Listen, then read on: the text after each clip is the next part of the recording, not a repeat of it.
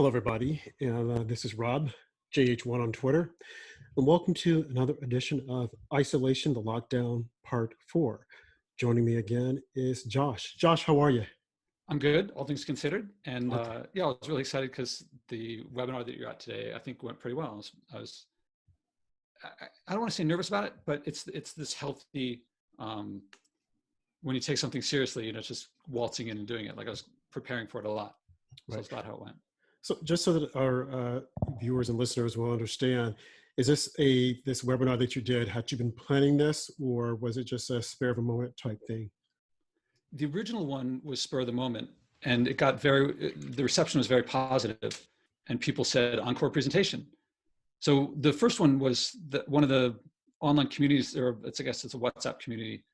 People were writing about how they weren't able to stay in shape. They, usually they take courses like yoga classes in order to hold them accountable. Now that it's home, so they don't have a coach, they don't have a trainer, they don't have a gym to go to. A lot of people they pay money, and that gets them to do stuff. So they didn't have that. And they were saying, let's set up accountability rings where we check in with each other. Let's set up a spreadsheet online where people can post, have they done their exercise and so forth. And I look at that. So for people who don't know, I have a lot of habits that I do daily. So I do my calisthenics, which has led up to over 150,000 burpees over nearly 10 years. I run my blog every day and lots of things like that. So, and I do all the research on the side of starting habits and keeping habits and things like that. But I practice it too. So I think I'm an expert. I have some expertise in this. And so I wrote and said, how about here's all the things I've done. If you want, I could do a webinar on this. A few people were back and said, we'd love that. And I did it. And because I've been doing these things for about 10 years, I've had 10 years worth of giving people advice, helping people out with these things, also working out for myself what works, what doesn't work. And I've been meaning to, for a while, every now and then I think about writing a book on this. And I thought, this is my chance to organize this stuff, both for my putting it together and also for this group. And I think I did a decent job of putting it together, that first one. Mm-hmm. At the end of it, it was like, they turned off their pictures and had just their names up. And it turned out by the end of it, some of them had changed their clothes because they'd done their daily exercises during it because they felt so motivated, inspired. And they said, do another one. So I improved the slides, I believe, a little better, sent out a few more invitations. And so the first one was, in a certain sense, I just threw it together, but in another sense, I've been preparing it for about 10 years. Mm-hmm. This one improved it a bit. I hope it improved it a bit. Yeah. So do you think this was born out of these people now, when you say wanting accountability, now that everyone has been shut down, that they now have the time to focus on themselves, to focus on exercising, to focus on things that they've wanted to do in the past and that they just didn't have time to do? Now they're almost like forced to do it because no one can go out for the most part. That's probably the case that they are doing new things, but I don't think that was the case here. Mm-hmm. I think that what happened, they're used to, if they want to stay in shape, they sign up for yoga classes, spinning classes, rowing classes, whatever. And signing up for the class is easy. And then they're like, well, once I better go. And now they can't do that. It's entirely, they can't rely on extrinsic motivation, or the extrinsic motivation is limited, right, to calling people up and things like that. Whereas what I work on is getting the motivation intrinsic, and even more so to make it so automatic that you don't think about it. Right. So what would you say, I listened in today on the webinar, and what would you say the key to forming good habits? So it's a slightly different thing. And I've never seen my answer to this question. Everybody looks at like, how do you form a habit? Look, forming a habit is easy. Floss your teeth. There, you started a habit. The problem is not starting. It's keeping. It's not stopping. Mm-hmm. And there are a few things, there are some straightforward things. Don't start with like the most rigorous, biggest thing you can possibly do. But most people know that. Don't start with like maxing bench press every single day. You're not gonna be able to do that. And don't do like running 5 miles every day, or even running 1 mile every day, because sometimes it rains or snows. There are two main reasons why I find people don't keep them up. One is they hear habit, it works for them, someone says, hey, here's another one. You like meditation? You should try yoga. So now they're doing meditation and yoga. Someone says, oh, you like meditation, yoga? You should try painting a picture every day or drawing a sketch every day.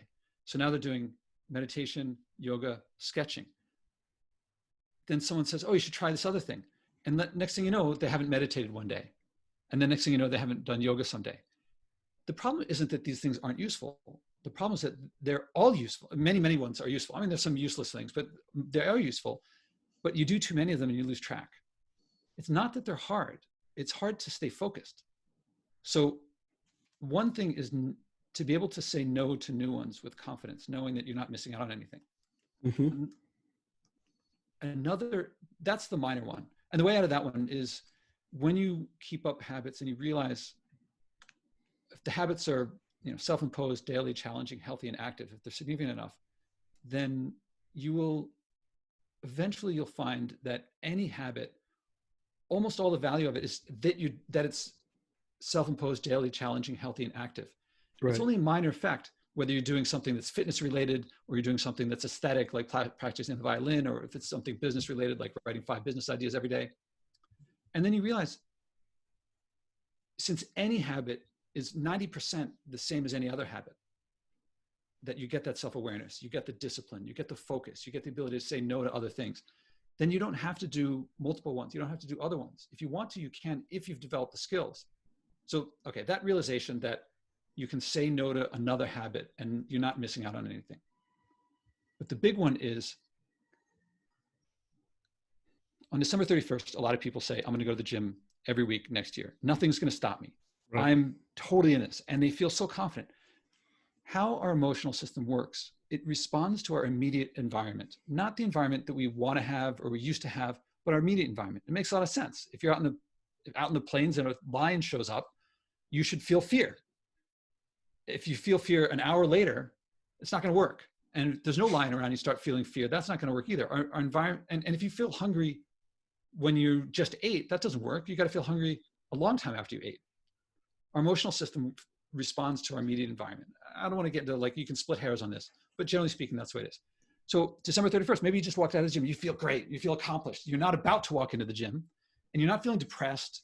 You're not feeling fatigued. You're not feeling like you got a lot of work the next day.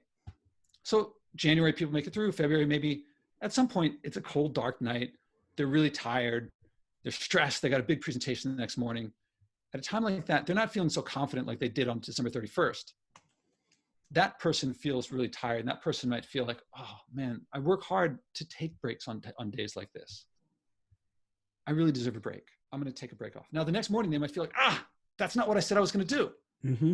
But the person who takes the break feels this is the right thing for me to do right now, to take a break. So the instruction, this is all background. I suggest that if someone's going to start a habit, say you want to do push-ups every day.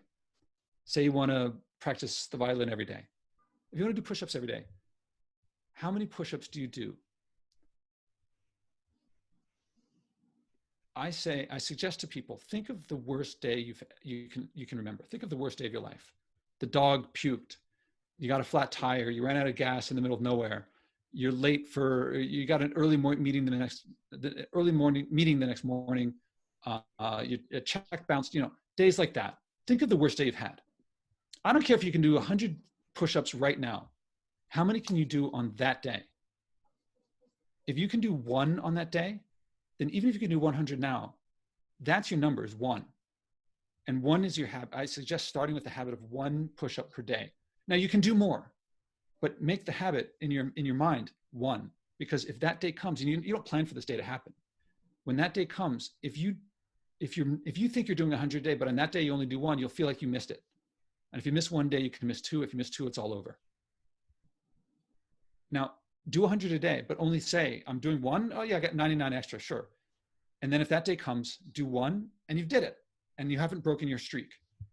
And you don't have this feeling of like, oh, how I gave up. I'm never going to do, restarting is harder than just continuing in my experience. So if after doing several months of 1 a day, or even however many you do a day, if your number is 1, but at some point you realize, I've been doing push-ups for so long. I know that on that day I could do 2. Then based on experience, you knowing yourself, and that's what these daily habits give you, is among many things, it's self-awareness. If based on your experience and your awareness, you can do 2 on that day, move it up to 2, but make that a very sober decision. Because I started with 10 burpees a day. Now I do a little over 50 a day. And when I went from 20 to 21, I wasn't just thinking, I'm going to do 21 today. Mm-hmm. I'm thinking, I'm going to do 21 every day until my body gives out when I'm 60, 70, 80 years old. So those are the 2 big things. The big one is, how many can you do on the worst day of your life? Because when that day comes, that's how many you're going to do. Right. And the other one is, if you pick up a new one, or if someone suggests a new one to you, only do it out of strong self-awareness that you know that you can handle that next one. Otherwise, say to the person, no, thank you. I already have a habit. Mm-hmm. How's that for a long answer? What was that, 10 minutes? Now, how does is it Sitcha? Sidcha is my term. Yeah. How does that fit into the forming the habits and keeping the habits? Because I know it's self-imposed discipline, challenging, healthy activity. Yeah, the D is daily. Daily, okay. It happened because the first habit that I picked up was writing my blog every day.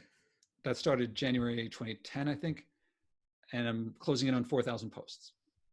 And now that teaches me creativity. It teaches me how to come up with ideas, and some very specific writing things of like, yeah, comfortable chair and what software I use, and have a file on my computer for the days when I really don't feel like writing, have some easy posts to get out. Then later I started doing burpees. Burpees and writing are very different. And then after that, I started doing cold showers. So these things are very different from each other. No one would look at someone taking a cold shower and think that person's writing. No one would look at someone doing burpees and say that person's taking a shower. And yet there is something in common to them. And I also knew that there are very accomplished people in the world who attribute their success to their daily habits.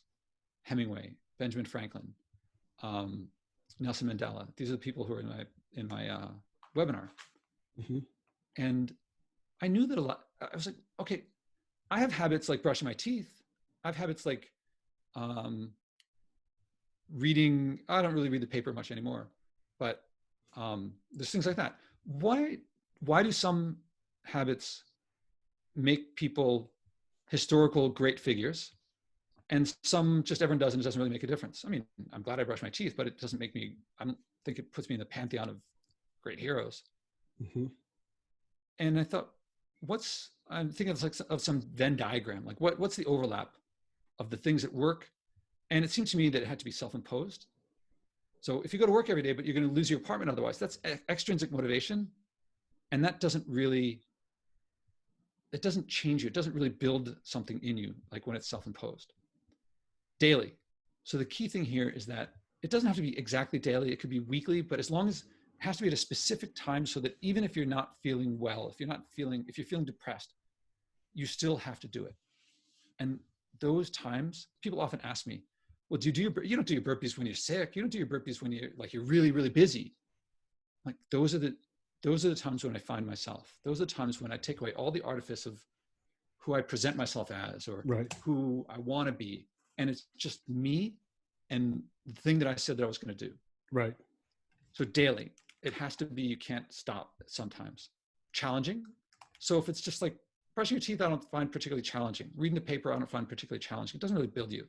So it has to be challenging, healthy. So if smoking a pack of cigarettes a day, that's not going to make you great. And active. If it's too just reading, if it's too passive, it doesn't really build you up. It can be meditation, which is not physically active. I mean, I don't think of that as physically active, although it's challenging. You can sweat a lot. You have to train your muscles to know how to relax. Right. So those were the properties. And I'm not saying this is some scientific proof, mathematical proof or anything like that. It's just what came to me, that the Venn diagram is, if a habit is self-imposed, daily, challenging, healthy, and active, that qualifies it as something that will make you, that has the potential to make your life great, that it will really change you, it will build you. So if it's not self-imposed, daily, challenging, healthy, and active. I'm not saying don't do it, but I don't think it's going to change your life. I don't think it'll qualify you as like, John Coltrane is supposedly practiced more than anyone. Mm-hmm. That was serious work he was doing. He was playing the sax a lot. Interesting. Yeah, I'm very passionate about this. It's people think I'm disciplined, and it's not that I'm disciplined and therefore I do these. So I do these, and that builds the discipline. It's I'm not going to take it as insulting, but it's not like anyone looks at Michael Jordan and thinks, oh, he's so good at basketball, that probably leads into practice. That practice is hard. Mm-hmm. You practice and that makes you good. Right. So discipline happens to be a skill that I think is one of the great skills in life, because you can learn it anywhere. I happen to learn it in doing my habits, but it applies everywhere. Right. I can't see a place where like a life where discipline doesn't help. Mm-hmm. You don't have to use it. How was it from your side? I mean, you didn't get to see the slides, but were you able to make the whole thing? It was a Friday afternoon. It was, I actually was on the entire. Okay, so you were asking me what was my experience for the webinar? Yeah. I thought it was good. I pretty much was just listening to what you were saying, some of the things I'd heard before, and then really wanted to hear what some of the listeners were saying. And at one point, when you got zapped out or something, just hearing them go backwards and forward with the moderator as to what they had experienced. I think there was one guy who had said that initially when he heard about the whole burpee thing, he didn't know what it was. He didn't understand it. He was like, okay, what is this? And then he started it, baby steps. And then eventually he got comfortable doing it. And he said that he had lost something like, I think 20 or 30 pounds from doing it, just doing it repetitiously. Although he said that when he would go to the different gyms to do it, people would look at him and like, what is this guy doing? I guess they too didn't know what it was. But it just goes back to what you're saying, getting a habit and then keeping the habit, being consistent with what you're doing. And I think that a lot of people do form habits, but when you think about it, habits that you have, you're unable to break them because you're doing them consistently. But that's not to say that they're good habits. So what you're talking about are habits that are good for you. Well, I also mentioned some what I call avoiding habits. So not doing things. Right. For example, this one I'm not at 100%, but I generally don't connect to the internet within the first hour of waking up. I find it's just too easy to get sucked in. And I certainly have my morning routine of doing my morning calisthenics, going to the bathroom, the grooming and shaving and stuff like that. Yep. And then I have a cycle of exercise. The burpees I don't count them as exercise. So I also have like days when I lift and days when I do cardio. But I try to get into some flow state before checking the internet, because then I can usually put off getting on the internet for a while. Although actually lately I block time wasting sites through a browser add-on from 9 a.m. to I think 6 p.m. So usually around like 8:45, I'm like, oh, I gotta check those sites before I can't get access to them anymore, which kind of I should change that. I haven't thought about this, because it's very easy to get sucked into some sites. These places hire like the best minds of our time to figure out how to suck people into the site and stay there, and they're good at it. Something you said, I think, when you were giving your presentation, is about the news and the amount of time people spend watching TV, and how you don't watch TV. How do you get your news? So, well, yeah, what I read is the average American watches 5 hours of television a day. African American, 7. And I have nothing against being entertained, but that's just pure, anyone can turn off the TV anytime they want. Anyway, so I've watched a few minutes of Game of Thrones ever, and I just don't find it. Well, there are other reasons why I don't watch a lot of shows. Can I talk about that for a sec? Yeah, but just back up. You said that the average American watches how many hours? 5 hours? 5 hours of TV a day, and And look it up. It's online, and it's like shocking to me. 5 hours. and who's watching it 7 hours African American. as opposed to the average American? Yeah. So Asians watch a little less. Whites about average. Africans Americans more. I forget all the other details. Not Okay. details, but all the other groups. That's interesting. You would say average, but then you would carve out the African Americans. This is what I read, so I'm just kind Right. of saying what the papers reported. Right. Okay. And yeah, because I was like, I didn't find it believable, so I looked it up in several different sources. Right. And if someone finds otherwise, please let me know, because I'd much rather live in a world where the number was a lot lower. Right. So for the news, I have a friend who hasn't watched the news. He avoids the news, and he hasn't watched for like years. And I gave myself a challenge once to go 6 months without reading the news. Mm-hmm. And I thought it was going to be a disaster. I thought, how can you be a productive citizen if you don't read the news? And I think it was 2016. No, I'm sorry. I think it was 2008. It was during an election year, because when I started, there was like, so and such, it was the horse race that they often report. It's like so-and-so's leading in this state and so-and-so's lagging in that state. And from when I stopped until when I started, the articles were exactly the same. It was just a different state and a different month. Right. But it was just the same thing. And I felt like I wasn't really getting anything. So I refined it to what's news versus not news. Now I try to limit, I say news, but what I actually do is sites that refresh more than daily. I tend to prefer getting my information from sites that are like weekly news sites, where they've had a chance to think about these things, not just saying the most recent, what's happening today, the second. And because I find that a lot of things that are in the daily stuff that don't make it in the weekly stuff, it's a lot of,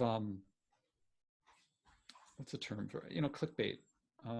It's more about making you outraged or making you, the important stuff tends to make it into the weekly things. Mm-hmm. I think there's studies that show that people who read the news every day aren't more informed.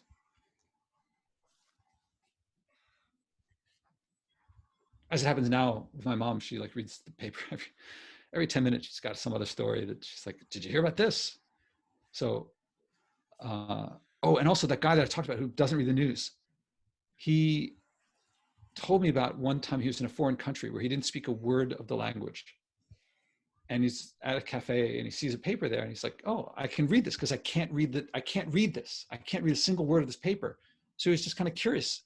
He picks it up and he said that the form of it, the layout, it made him want to read it more. Mm-hmm. This stuff is, there's an element of giving you information. There's an element of keeping you hooked. Right. And this precedes Facebook and social media stuff. It's like they want to keep you. And I don't know if people have on Firefox, there's what's it called? The reader mode, where it just takes the story and cuts out all everything. You just have the story, and it's pleasant to read, much more pleasant to read that way. You don't have the flashing, you don't have all the stuff telling you to go to other things. Right. So at first I thought, whatever, but now I really like using reader mode. Mm-hmm.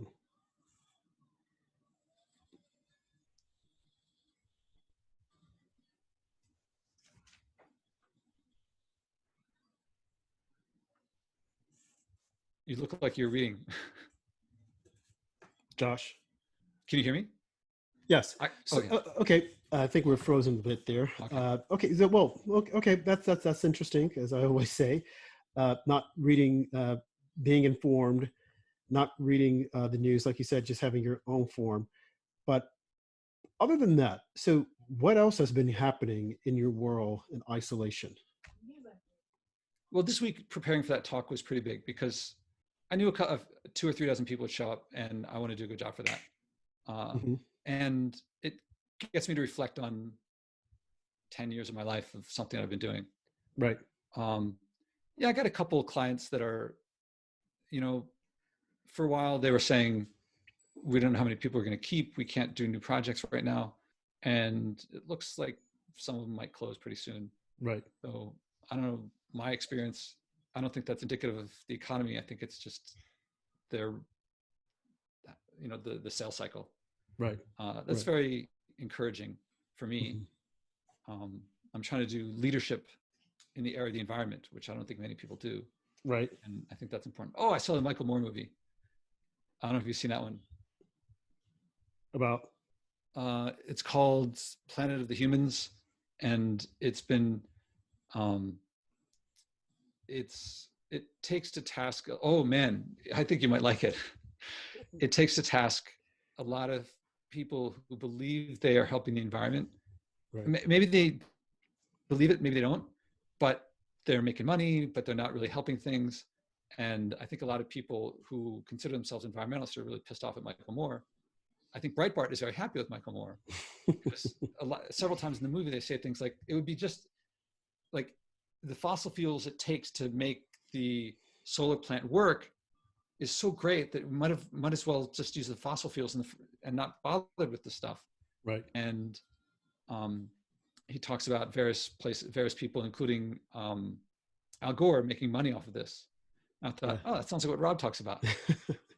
Yeah, no, I'm not happy to say it, but I mean, it's like I said, it's one of those things that people on the right will always say when people on the left are saying, environment, we got to think about the environment. Then Al Gore and his different movies that were coming out saying climate change and whatnot, then you look and see that he has a jet stream. He's zooming all across the world, his jet stream. But it's just a contradictory of things, I think, from people when they hear this or when they hear people talking about the climate. And again, I'll go back to them saying back in the 80s that the world would be over, and the world is still here. And now someone is alluding to the fact that maybe in 12 years, it might be gone, halfway there. But like I said, someone has marked on their calendar that date, the hour, the time as to when they think it will end. And when it doesn't end, it's like, oh, gotcha, caught you again. So the last time we chatted, you're supposed to be you were going to have a conversation with your stepdad. Yeah. Has that materialized yet? Yeah, actually, what's happening is a general opening up of conversation. So it's Friday right now, and our Friday dinners, everyone shares something that they liked over the course of the week. Okay. And this week, both my mom and my stepfather both said that it feels like things are opening up, and we're just speaking more openly, and less of just kind of like, oh, what's that person doing? I guess that's their thing. I'll just keep away and let them do it, even though I wouldn't do it that way. And you've been staying with them for how long? 30 days? This is the end of the 7th week. The 7th week. Okay. And did you grow up in the house with your stepdad? My mom and dad divorced when I was very young, like 3 or 4 years old. Okay. And there was joint custody, and they lived within about a half mile of each other. My stepfather came into the picture. That was Rockland Street. So that would have been probably when I was 5 or 6 years old, and then I got married a year or two later. Mm-hmm. So he's been a part of my life for a long time. And okay. I've never felt like he was my father. Mm-hmm. So there's always been something different, but I can tell you he gets along with my mom a lot better than my dad does. But you got to know him on a personal type level because he entered your life when you were 5. You said 5, right? Yeah, okay. and half my time was spent at that house and half was at my dad's house. So now, the 7th week, and we had discussed this before, so our readers should definitely listen to some of the previous podcast. Do you feel as if though you're getting to know him again, things that you didn't know about him when you were growing up, or is it old? Is there like a newness in the relationship? There's a greater depth, a greater, it's not new things, but we can talk about things that we didn't really talk about. How do I put it? Did you guys have a relationship when you were growing up? Like this is just stepdad, he's there and I'm still doing my own thing because I have my dad. Was there like a closeness there? Yeah, I would never consider him, actually, this is something, I wouldn't go to him with like if I broke up with a girl and I was crying, and I wouldn't go to him. Okay. But I don't think I would go to any of my parents. I didn't really open up with my parents. Right. Okay. So, and again, we're only talking about this because people are forced in these situations now that everyone's in isolation. You went back home to be around your mom just in case something were to happen. You're like, I'm there. I don't want to like try to like talk to them over the phone or whatnot. So you're there. Whereas there are people today, I think I heard on the news that there's a couple, a famous couple, they're getting ready to get a divorce, having been married for 10 years. Now they're forced to stay together. And I was like, that don't like this. We're out of here. So I guess I'm trying to get our listeners to see what is it like for you now that you're back home with your mom, whom you grew up with, and your stepdad. And like you said, you've been around him since you were 5. And there are things, I mean, the conversations, like when you just said that now we're sitting at Fridays and everyone talks about what they enjoyed about the week. And they said that, well, we feel as if that we're opening up more or something along those Yeah, I lines. mean, So are you like many other people out there seeing your mom and your stepdad differently? What is it about the yeah, relationship? there's something different, but it's not that I'm seeing them differently. It's Okay. that we're communicating differently. Okay. So, I mean, there's some things at the beginning. Also, you don't know what's going to stick, what's not going to stick. Right. So there are things about them I'm not going to get into that are annoying. Right. Right. Did you And I go just, home? Actually, let's think about it. Did you go back home with thinking that this is going to be odd? Uh, oh yeah, yeah. okay. Okay. I mean, I would never, I would never go home to like a virus, a global pandemic, the likes Uh-huh. of which we've not seen in over a century. That's a Right. special case. Right. And it wasn't that I came here to take care of my mom. She Right. can take care of herself. It Uh-huh. was that social distancing was the thing to do. And Manhattan is like a very densely populated place. And if I didn't go out at this point, at You that couldn't. point, early March, then I might never be able to go because I might have it and not know it. Right. And Right. they're both in their 70s. Right. Uh, I knew that as an adult, I would never consider when I graduated high school and I went to college, I was never going back home. I like holidays, sure, but Right. to live at home. And Yeah. when I hear about people living back at their parents' place in their 20s and 30s, it's mind-boggling to me. I couldn't imagine doing that. I wonder if that's an American thing because most of my friends who live overseas, they laugh at Americans who move out of home saying, how can you move out? You have no money. We usually stay home until we're like married. We'll stay in the basement. When we get married, we move out. But in America, you go to college, you don't look to go back. Now, you don't look to go back home. Now millennials, some of them are forced to go back home. Well, they were because of the economics of it.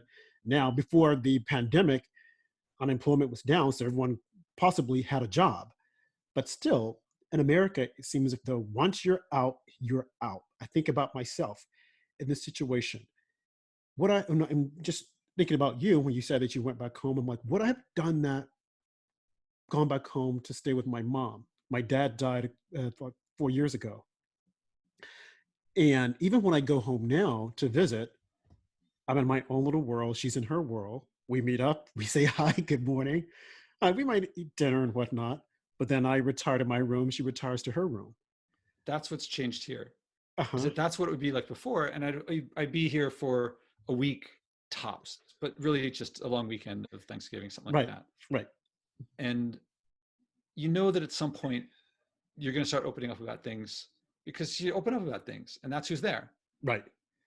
Well, And wait. When you say open up about things, are you saying like just talk about things, or when you're saying open up, I'm thinking that you're bringing up something that was never resolved, or are yeah, you or just well, that's the case. Also, what I was thinking about this case was like this. I'm doing this pitch right now with this company. uh-huh. It's a nonprofit, so an organization. They they're looking for what do I do? So I've had several conversations back and forth because what Yeah. I do is not something that others do. And so they got to understand it. I got to understand their needs. I don't want to pitch them blindly. I want to know what are they looking for? Can I serve them? Right. Can I not serve them? Hmm. And so that means writing some materials and getting my credentials, putting things together so they can understand it and also having a good rapport. So my mom, I didn't really connect with her entrepreneurship for most of my life. It didn't really register until I started doing entrepreneurial things myself. And so there was a big period when my company was borderline bankrupt. This Yeah. is 2001, 2002, 2003. And just a little background, you had mentioned in one of the previous podcasts that your mom is very entrepreneurial. Yeah. Okay. I mean, not like, today entrepreneurial, a lot of people think people, engineers in the garage, you know, scale fast, go big. So not like that, but it was still, Mhm. she started a school when they lived in South Carolina for a while, Yep. and she did sales and small companies. I didn't really connect on those things. And now when my company was borderline bankrupt, and I felt like all these people who are on my team, we were all on the same team when things were going well. Suddenly, everyone wants a piece before it disappears. And I felt like I was still trying to keep this thing going, Right. and I felt like I couldn't trust it. Like I didn't know how much trust I was going to lose in people in general. Right. So a mother and a father in a situation like that, they generally aren't going to like try to take your last piece of equity. So, and she put me in touch with friends of hers who'd been in more similar situations, and that sense of understanding and giving perspective and Right. viewpoint was very, very helpful for me, because I didn't know how much was going to crumble away. I got very close with her in that period. So something like that is happening now. In Mhm. that, when I share with her about this entrepreneurial stuff, I can see a pride in her. I think I told you before about just when the state gave me when the forming the nonprofit in New York State went through, she was like, "Oh, so proud of me." Mhm. And now I tell her about the emails that I get back saying it's reached another level of approval. She likes that. I like Mhm. that. And there's an emotion that we share that we didn't growing up. Mhm. And I've had some measure of success as a businessman. That's something we can share. When I was in academia, that was much more my father's history professor. So I could share academic things more on my dad's side, Right. getting a PhD, for example. You saw the blackboard in my apartment. That's like something I think of my dad when I see that blackboard, and it's Right. because he's academic. I was academic, and less so now. But now with my mom, I can talk about sales. And then today we were walking along, and I was talking about what I'd said, and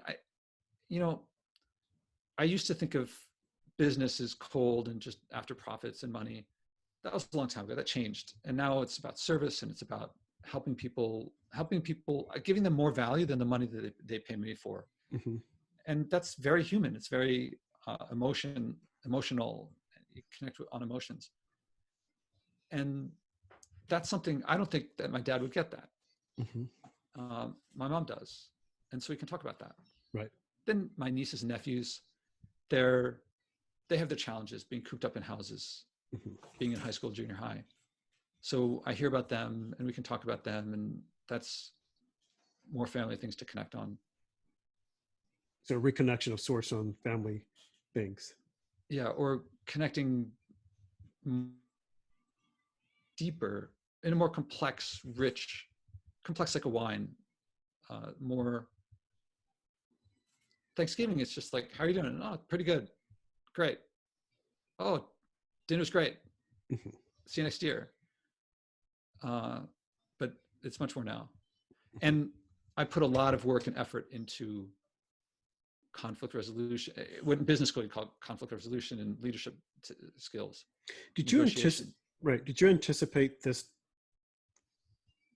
relationship that you're forming now with your mom and stepdad is happening?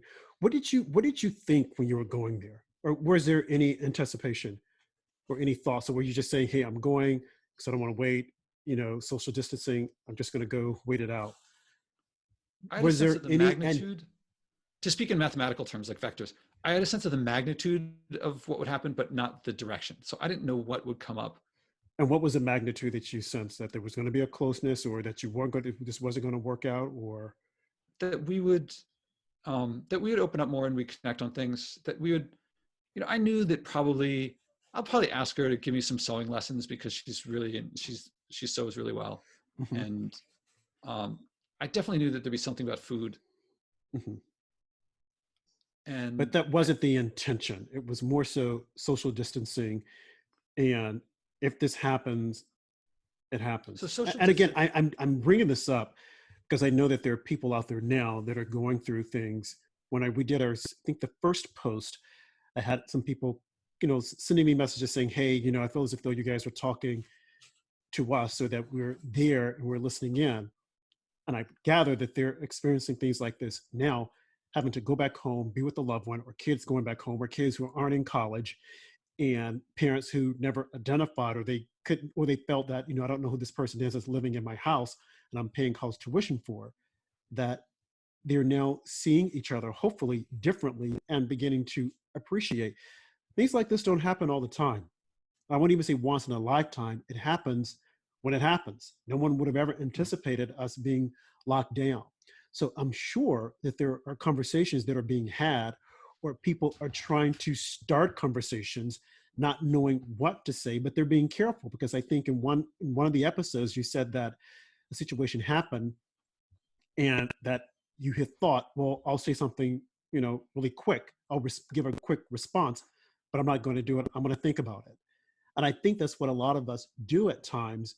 We say things, based upon how we feel at the moment. Then once we've said it, those words have gotten out, and we say, gosh, I hate I said that.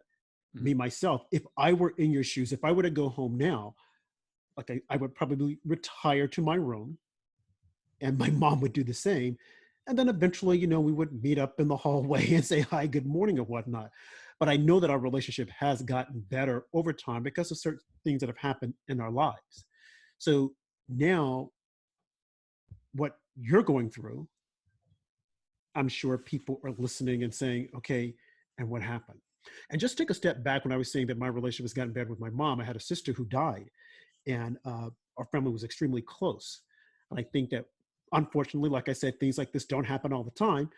She died, and then we became close and began to understand each other a lot better, understood the way she did things. So, again, for you, going back home, what is that relationship like? What's happening? What were you anticipating? Were you anticipating anything? Or are things just evolving and you're just letting them evolve? Or are you trying to get to understand or know your mom and your stepdad better? So for context, to go That's a back, lot, I know. when I said I went to college, I never wanted to go back. I'll visit home, but I don't want to live at home. I was, I would, I, everyone, I think every growing child wants to establish some independence. Yep. And my sense is that on the scale, I was probably in the higher end of wanting to establish independence than most, like really trying to get away and become my own person, independent of them, and kind of push it back and be like, I don't need you. And almost make a point of calling less than I could. And I think at a certain point, that's probably inevitable in your teens, maybe in your 20s, but I let it linger for a while. I felt a little uncomfortable. When my nieces and nephews were born, that changed a lot. That brought me back to the family. This unconditional love that you get from a baby that, Right. that I sensed, and it softened me up to be more close with my family. But I didn't really act on it too much. So fast forward maybe 10 years after that, I'm still kind of getting a little closer. Hmm. And I did have, stuff like I talked about with the company going borderline bankrupt. I would say borderline because we never declared bankruptcy and we recovered. But I just wasn't CEO then. Right. And so now, fast forward to now. So the virus, the pandemic, reading the early news about the lack of testing, the lack of awareness of what the pandemic could do. This is early March. It seemed clear, it was possible that there were 100,000 cases in New York City and no one knew it. It was possible that I didn't know it yet. And it was clear leaving would be a good idea.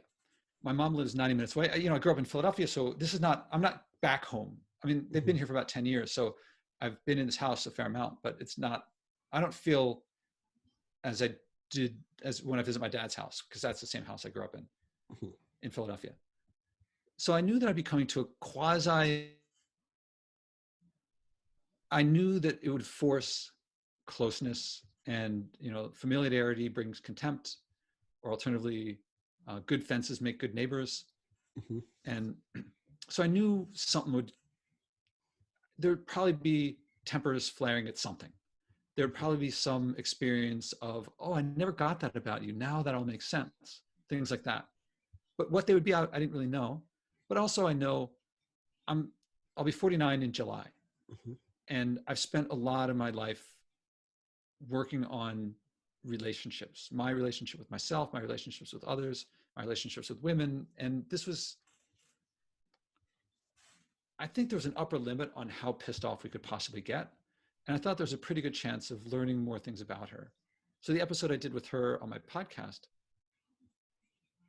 almost all of that I'd heard before, but some I hadn't. And I hadn't really heard it in that way. So I got to know my mom a bit more. And as she was talking, I started realizing why some things about me were the way that I was.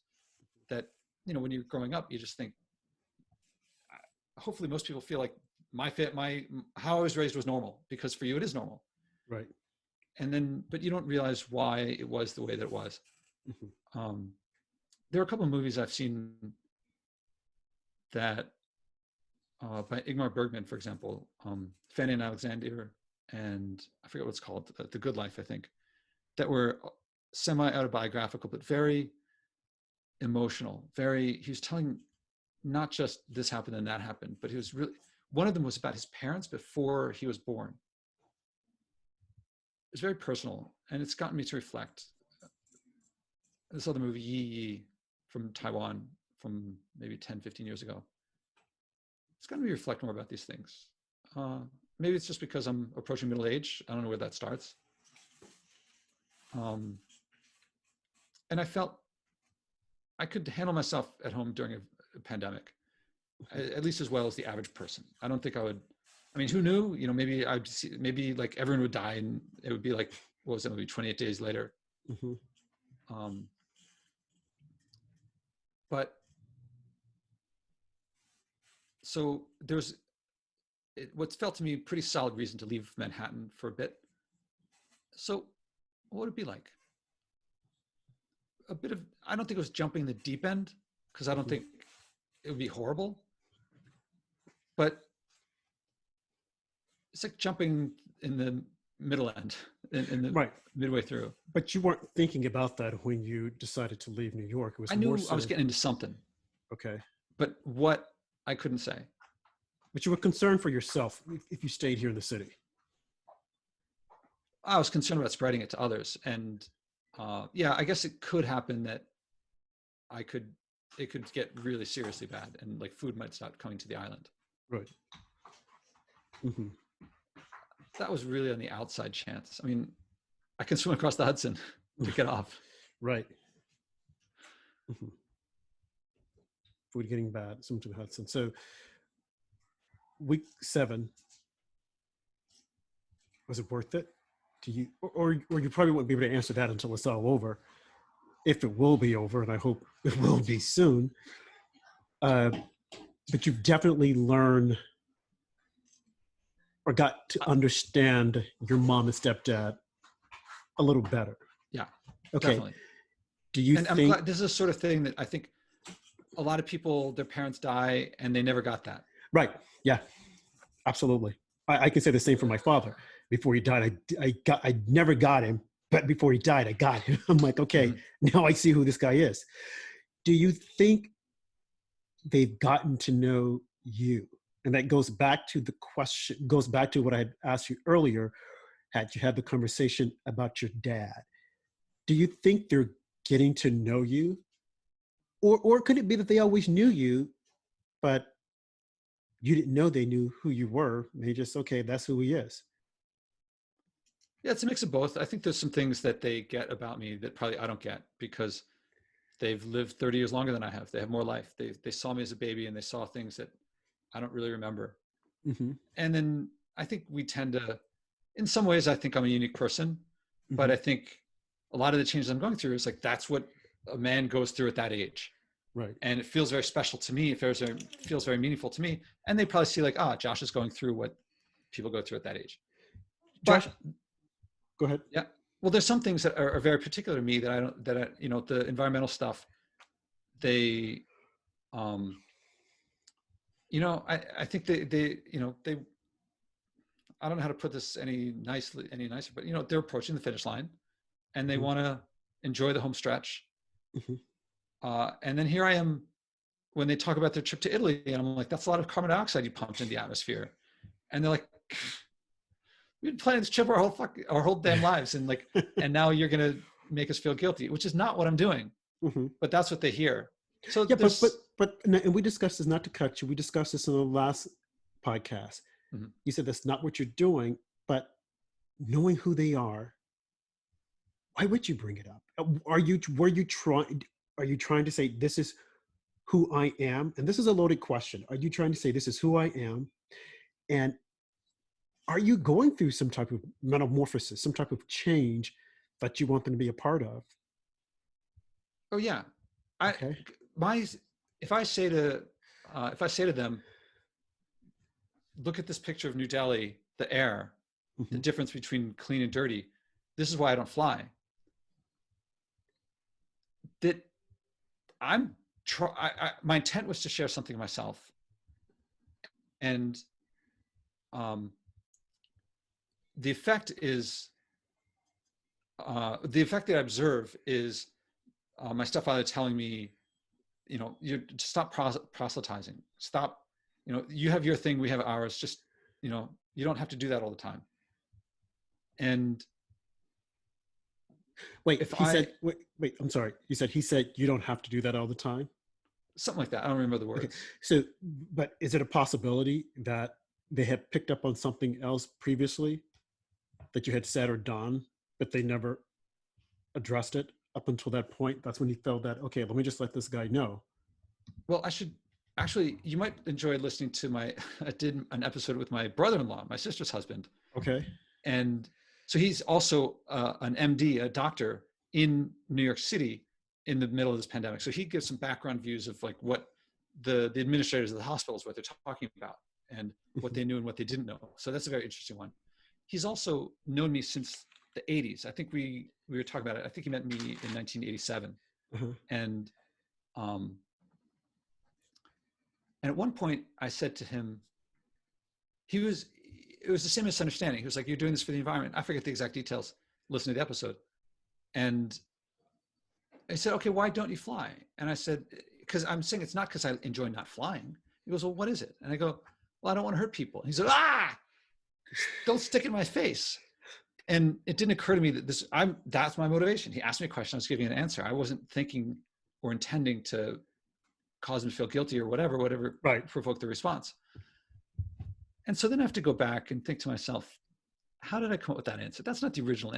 Like, I say a lot about how people, you choose and then later you rationalize the reason. So that's definitely, it's not that I said, I don't want to hurt people. How can I not hurt people? I cannot fly. I came to not flying, and later on I came to not hurting people. And I wonder, was there anything inside me that was saying, let's checkmate them? So why did you say it? Well, I mean, because that's my not flying. Originally, the earliest action was to challenge myself to go for a year without flying, right. see if I could do it, because I'd found Uh-huh. that avoiding packaged food improved my life. Hmm. And then I found that I really liked it. Right. And I was very pleasantly surprised that it improved my life. So I was like, after the experiment, I came to the conclusion that I wanted to keep doing this. And then people don't like that as an answer. They don't accept that because I like it. They're like, okay, but why? So eventually, them pushing me, it eventually came up with it. Well, what is it? Polluting in today's world, where the earth doesn't have enough time to recover because of how many people are polluting, it's hurting someone, and I don't want to hurt someone. Right. And so he asked me, and there's my answer. But that's a post hoc, that's an after the fact answer. The real reason is because I found that I did an experiment, it worked out. I found that it improved my life. But no one ever buys that. Why don't you think people buy it? I think here's my first answer. I think that it's so against their beliefs that it can't possibly be true. And their belief being, when you say their belief goes against their belief? The belief and their experience, it says that flying is an unqualified good. There's no downside to it. Look at what you get. You get to sample cuisines. You get to challenge yourself. You get to get these adventures. You get to see distant loved ones. You get to see the most beautiful sights in the world. And they think of what that's brought them. And what's the opposite of that? Not Right. getting cuisines, not seeing the most beautiful sights in the world, not seeing distant loved ones. Hmm. And I'm saying I'd like that. Right. Who would possibly, and it doesn't make any sense. Right. That's my view. Hmm. I don't know, you have to ask each person, but that's what it feels like to me. Hmm. That's what I would have said. I mean, Right. if you gave me an airplane powered by rainbows and unicorns, not powered by, that produced rainbows and unicorns, Uh-huh. I would seriously consider flying around. Right. Uh, I'd still consider not flying because all this distance tears communities apart. I don't think our sense of community in this country is what it used to be. Right. But that's maybe a side point for what we're talking about. Uh-huh. No, but we're just talking about a thing that's out there that I'm sure people are listening and probably thinking the same thing since they have no place to go. And they've probably watched every movie they can possibly watch or want to watch on Netflix or Yeah, Hulu. I've hardly watched any movies. I've watched like a couple hours of TV in these almost 2 months. I haven't watched any. I don't know. There's something about movies. If I don't know. I haven't watched any. But That's another odd thing in this. They watch TV almost every night, and when we were kids, we were limited on how much TV we could watch, and they're watching more than we used to. yeah, but when we were kids, there wasn't a lot to watch, and now there's like so much that's thrown at you. I did watch one movie, however, that came out in January, and it's almost like a silent movie. I cannot think of the name of it. The guy who starred in the movie, he was in The Office, and I see him as a weird Krasanik or something. It was an interesting movie. It was a horror movie with the aliens. If you made any noise, Yeah, they kill yeah, you. yeah, that, A yeah. Quiet Place. The Quiet Place. Yeah. Yeah, it was interesting. It reminded me of The Bird Box with Sandra Bullock. The I didn't two see that. were, yeah, they're similar. In Bird Box, you can't see anything. You can't let them see your eyes, or else the monster will come and they'll kill you. With Oh. this, you can't make any noise. So that's sad. This is And that what stupid sun crinkling the noises. You're like, oh my right. god, why? It's so annoying. This is what society has come to.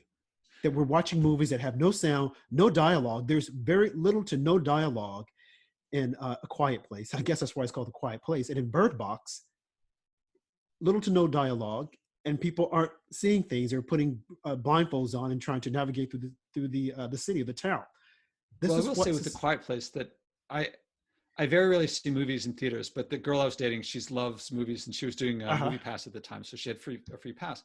Seeing it in a movie theater was an experience because the whole movie theater is pin drop quiet. Yeah, it was an experience to be in the theater, just looking around and being. Right. Normally, I don't like being popped out of it. I don't like when I'm seeing a movie and I've suddenly realized, wait, I'm just watching a movie in a theater.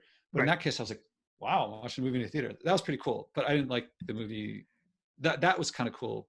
Right.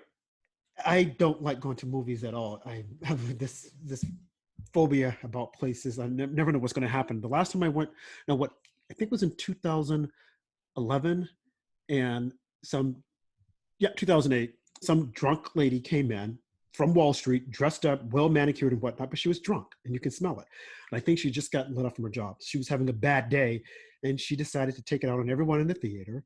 And then she and I had a little rumble, and she like threatened to shoot me and all this other stuff. I'm like, oh my God. So ever since then, and what gets me is that whenever I go to a movie, I'm always thinking someone's going to talk. So as opposed to listening to what's going on, I'm listening to hear who's talking so that I can say, shh, don't talk. I can't hear the movie. So I just gave up on it. I'm like, nope, no more movies for me. I can stay at home and watch movies. So that being said, I wonder how many people now are at home watching movies because they have nothing else to do or because they are avoiding a loved one.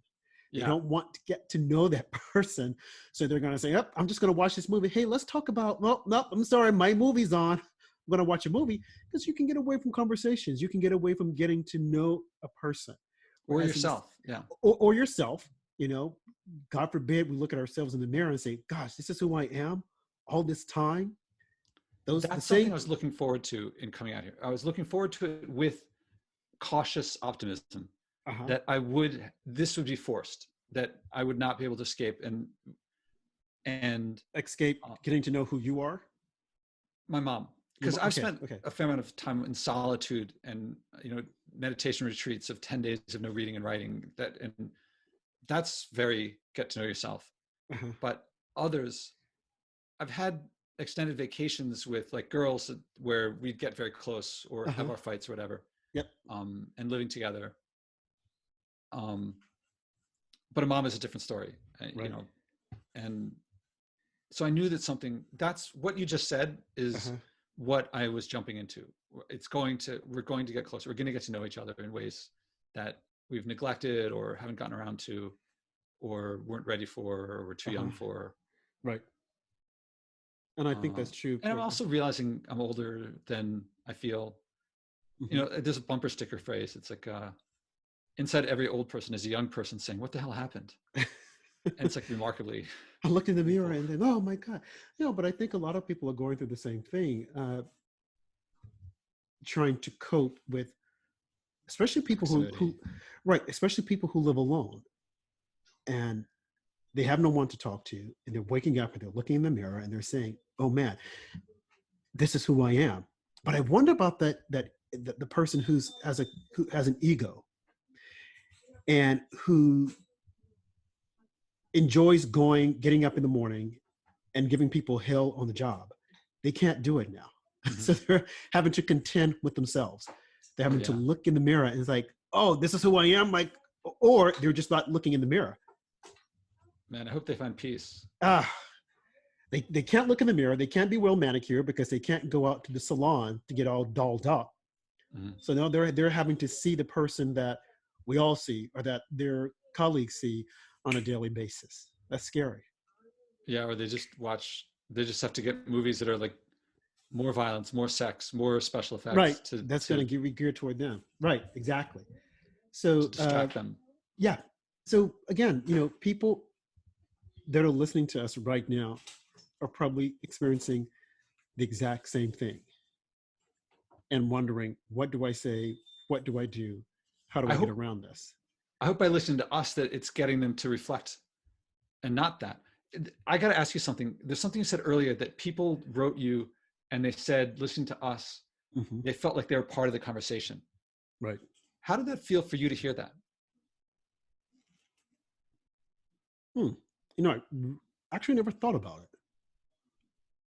When I read it, I envisioned them sitting at home, playing the YouTube, listening, and me being on the screen and just talking. But I never really thought about it. Because it's not, I've never heard anyone say that about a conversation I've had before. Hmm. And I feel like that's what I like when someone speaks and I feel like no pretense. Hmm. What I see is what I get. That's what I want in friends. That's what I want in people. Right. I don't like to watch artifice. I don't want to Hmm. watch someone and feeling it was all prepared. And I would normally not think of myself as someone that other people would think. When you described it to me, I was thinking someone at home watching us might feel like at some point to say, "Hey, I got," and then be like, "Wait, oh, sorry, you guys are on screen. Like, I'm not part of that." Hmm. Like, they might start talking. Right. I found Well, that very flattering. right. Well, I've been in situations whereby I've heard Hear people that? have. To me, it's implying that we're very unguarded, Mhm. that we're allowing ourselves to be vulnerable, or something like that. Right, which isn't always easy for people to do, but when it happens, it comes across as being very authentic. Mm-hmm. And you want to be authentic to people who are listening so that they can get that feeling as if though they're part of the conversation and they're hearing what you're saying. Hence me quizzing you on, going back home and the feelings and the anticipation of what you were anticipating or not anticipating being back home with your mom and your stepdad. Because again, and I'll keep saying this, I'm sure that there are listeners or viewers who are going through something similar with having being sheltered in or isolated with a loved one, a significant other, a child, or whatnot. And the conversations that they're having or not having on a day-to-day basis. This is like 7 days a week Mm-hmm. and almost 50 days that you're there with that person because you can't go anywhere. And are you avoiding the conversation, avoiding the FaceTime, watching a movie, saying, oh, I've got to do this, I've got to do that. And you can't say, well, I'm busy, because it's like, what do you possibly have to get done? Yeah. It's like, I see you every day. What exactly are you doing? It's like, come on. So, but Let's yeah, put out, let's put out to the people who are listening to us now, watching us now, send in some questions of what's going on at your end that you'd like uh, what are you perspective on. experiencing? Right. What are you experiencing? Uh, what do you want to talk about? Or are there things that you are experiencing or conversations that you want to have with the person that you're in isolation with, but you don't feel that you can have them, and it's making you uncomfortable? Or those who are having conversations or have opened up and you're like, wow, this is what I've been waiting for, and I now know who this person is. And if you're listening to us for so long, are we offering, what's the value that is coming from this? What more value can we bring? What's this about? Like, why watch us instead of Game of Thrones or whatever? Well, Game of The Thrones is not on anymore. Tiger King. The Tiger King, but they can watch past episodes, I guess, of the Game of Thrones. But are we bringing something meaningful that you want to hear? Are you experiencing or sharing the experiences that we are talking about in your lives? What's happening out there? Like I said the last time, what's really going on out there in America or in the world itself? The conversations that we're having, are you finding yourselves in those conversations? Do you see yourself or see someone else? Or are you reflecting, having postmortem and saying, wow, this is the point? Because it's interesting how small little things, a little words or a combination of words will trigger something in a person's mind, and they start reflecting on something, and it bring out memories or thoughts or even ideas that have been in abeyance, and they're now coming to life. I will say that our last conversation, as far as my characters in my book, Yeah, I was about to ask. well, we're still having conversation, and I really appreciate the piece that you sent me, so I know that I'm not going nuts. Uh, I'm getting. You're in the majority, yeah. I'm in the majorities. I think that's a good thing. Although I like to think of myself as an island all by myself, all unto myself.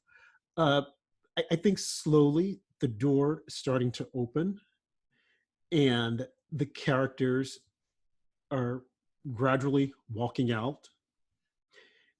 And hopefully soon I'll be able to, they'll speak to me that I can put it on paper, which is the hope. I think of a lot of writers when they have writer's block, that you want to be able to put, for me, I say pen to paper, but definitely my fingertips to the keyboard, and finish their dialogues, the conversations that they're having, that they want to have. But I want being, and of course, being true to the character and what they're saying, because I still know who they are, although it's been some time since we last communicated with my fingertips being on the keyboard. But I still have an idea as to who they are. I'm hoping that they will finally come through that door and I can complete them and take it to the next level. So for the listeners, the piece that I sent him was totally by chance. After our last conversation, I came across, I don't know where it was an article that I think it said over 60% of authors hear their characters speak to them. And, this was a study that they went out and talked to a lot of authors and found out that a lot of them, the characters speak to them. So I sent that to you. And then I think when you said open the door, so you're having the characters speak to you, but they're not, the door that's opening is to putting the fingers on the keyboard and having, I don't know, using Hemingway speak, because I don't write fiction, so I'm not sure if I'm saying it right, but like that was a big thing for him, as I understand. And that for you to write words that are carrying the story forward. Right. And being true to the character, as opposed to me saying what I think they're going to say. I want the characters to say it themselves.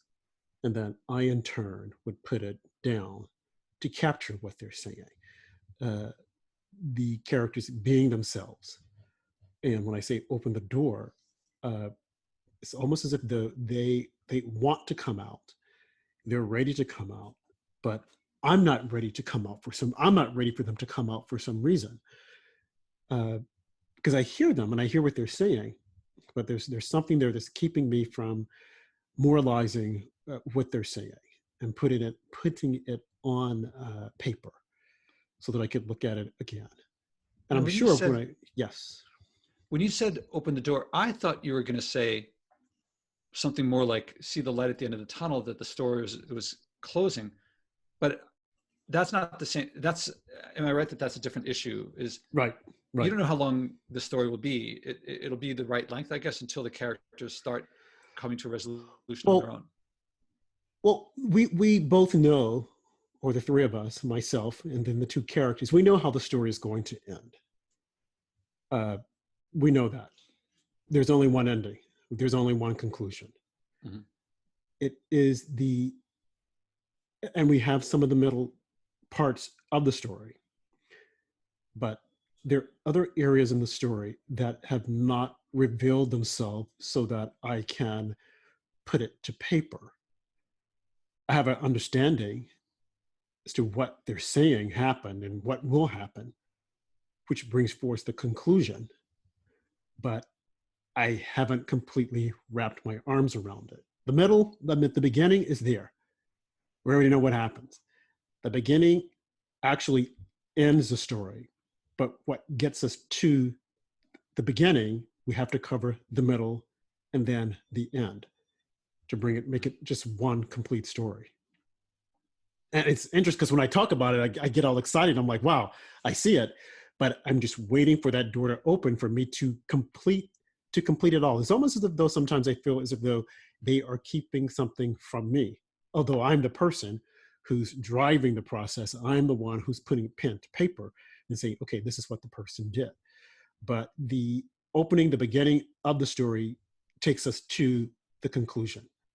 And it's just a matter of understanding how the characters got there. If you tried to write it, not them, it would probably sound artificial. Right. Because dishonest, it has to, maybe. real artificial, dishonest. It has to be the characters telling me exactly what happened. I know what happened, but the way it happened, and I hope I'm not confusing the listeners, is what's important. Because I could write down, well, this person did this and that, but there's more to it because I want the reader to be able to live in the moment, as we had said earlier, so that when they're reading it, they're actually sitting in and they're watching it take place. They can say, wow, okay, I So you've see it. written most of it before the pandemic. How is the pandemic affecting this? Well, I would hope that being closed in isolation would help precipitate me getting it out there, but it hasn't. I mean, like I said, I'm up late at night, walking the floors, looking around and saying, okay, where are you? What's happening? And the most I've spoken about it is when you and I spoke about it last week in the last podcast. Because before then, it was just in my mind, watching the characters, listening to them talk over and over again, and me saying, okay, I've got to get it. I've got to get this out. I've got to get this out, but get out. I'm not quite certain as to what it is, because as you had started saying, if I were to just write it, it wouldn't be true to the characters because I'm writing it, trying to get it out. And I would probably look at it and go, no, this is not it. And most authors, when they do write, they go through a series of edits. And then that once it's done, that gives you the book. But in my case, I'm waiting for that dialogue that's really truthful to come out so that I can say, this is them speaking. This is what's happening. And now I can formulate it and put it there. When you started writing, did the characters speak to you then, or did that come through the practice? The character's always spoken to me. Before you even started writing the book? Yes, That's what right. Did that motivate you to start writing the book? Yes, they tell me this is what happened. And we need for you to put it out there. And maybe next time, I'm sorry?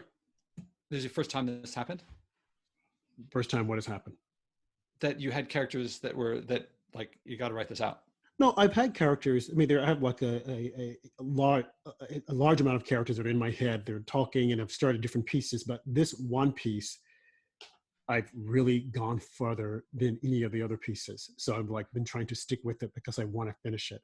And I try not to look at any of the other pieces because I don't want to overlay the characters or bring them into this one particular manuscript. I want to be true to these guys and just like get them out. So with the other manuscripts that I've been writing on, I'll just like jot a little thing here, a little thing there as to put into those manuscripts. But this one particular manuscript, like I want all my attention to be focused on that. So, and then on the what I've done is I've just like written poetry to like complete little things on the side. But this has consumed me, like I said, for almost 10 years, trying to get these guys, trying to get that middle part to bring it together and then say, okay, this is complete. Now that you're saying it, I'm thinking about, I've never read to think of the characters being independent of the author. I've always thought of the author writing, coming up with things. And this, you're describing a process that I could see. I've never tried this process. And I'm not sure if you're doing it intentionally or not. It seems like you're intentionally trying to take yourself out of the way so that they can speak. I'm just thinking the next time I read a short story or a novel, of thinking of the character. I've always thought of the characters as a creation of the author, a deliberate, intentional creation. Right. But you're describing characters that have come to me and said, this is our story, tell me the story, based upon situations that I have seen. And then these characters almost form themselves and say, hey, this happened to me, this is who we are, now tell our story. And then one way is the way I've always thought of it is like they're trying to create something. You're trying to take yourself. It's more like the old. I heard of someone asked Michelangelo, how do you make David? And he said, I had a block of marble, and everything that wasn't David I took away, and what was left, that was David. Right. That sounds more like what you're talking about than me creating the characters.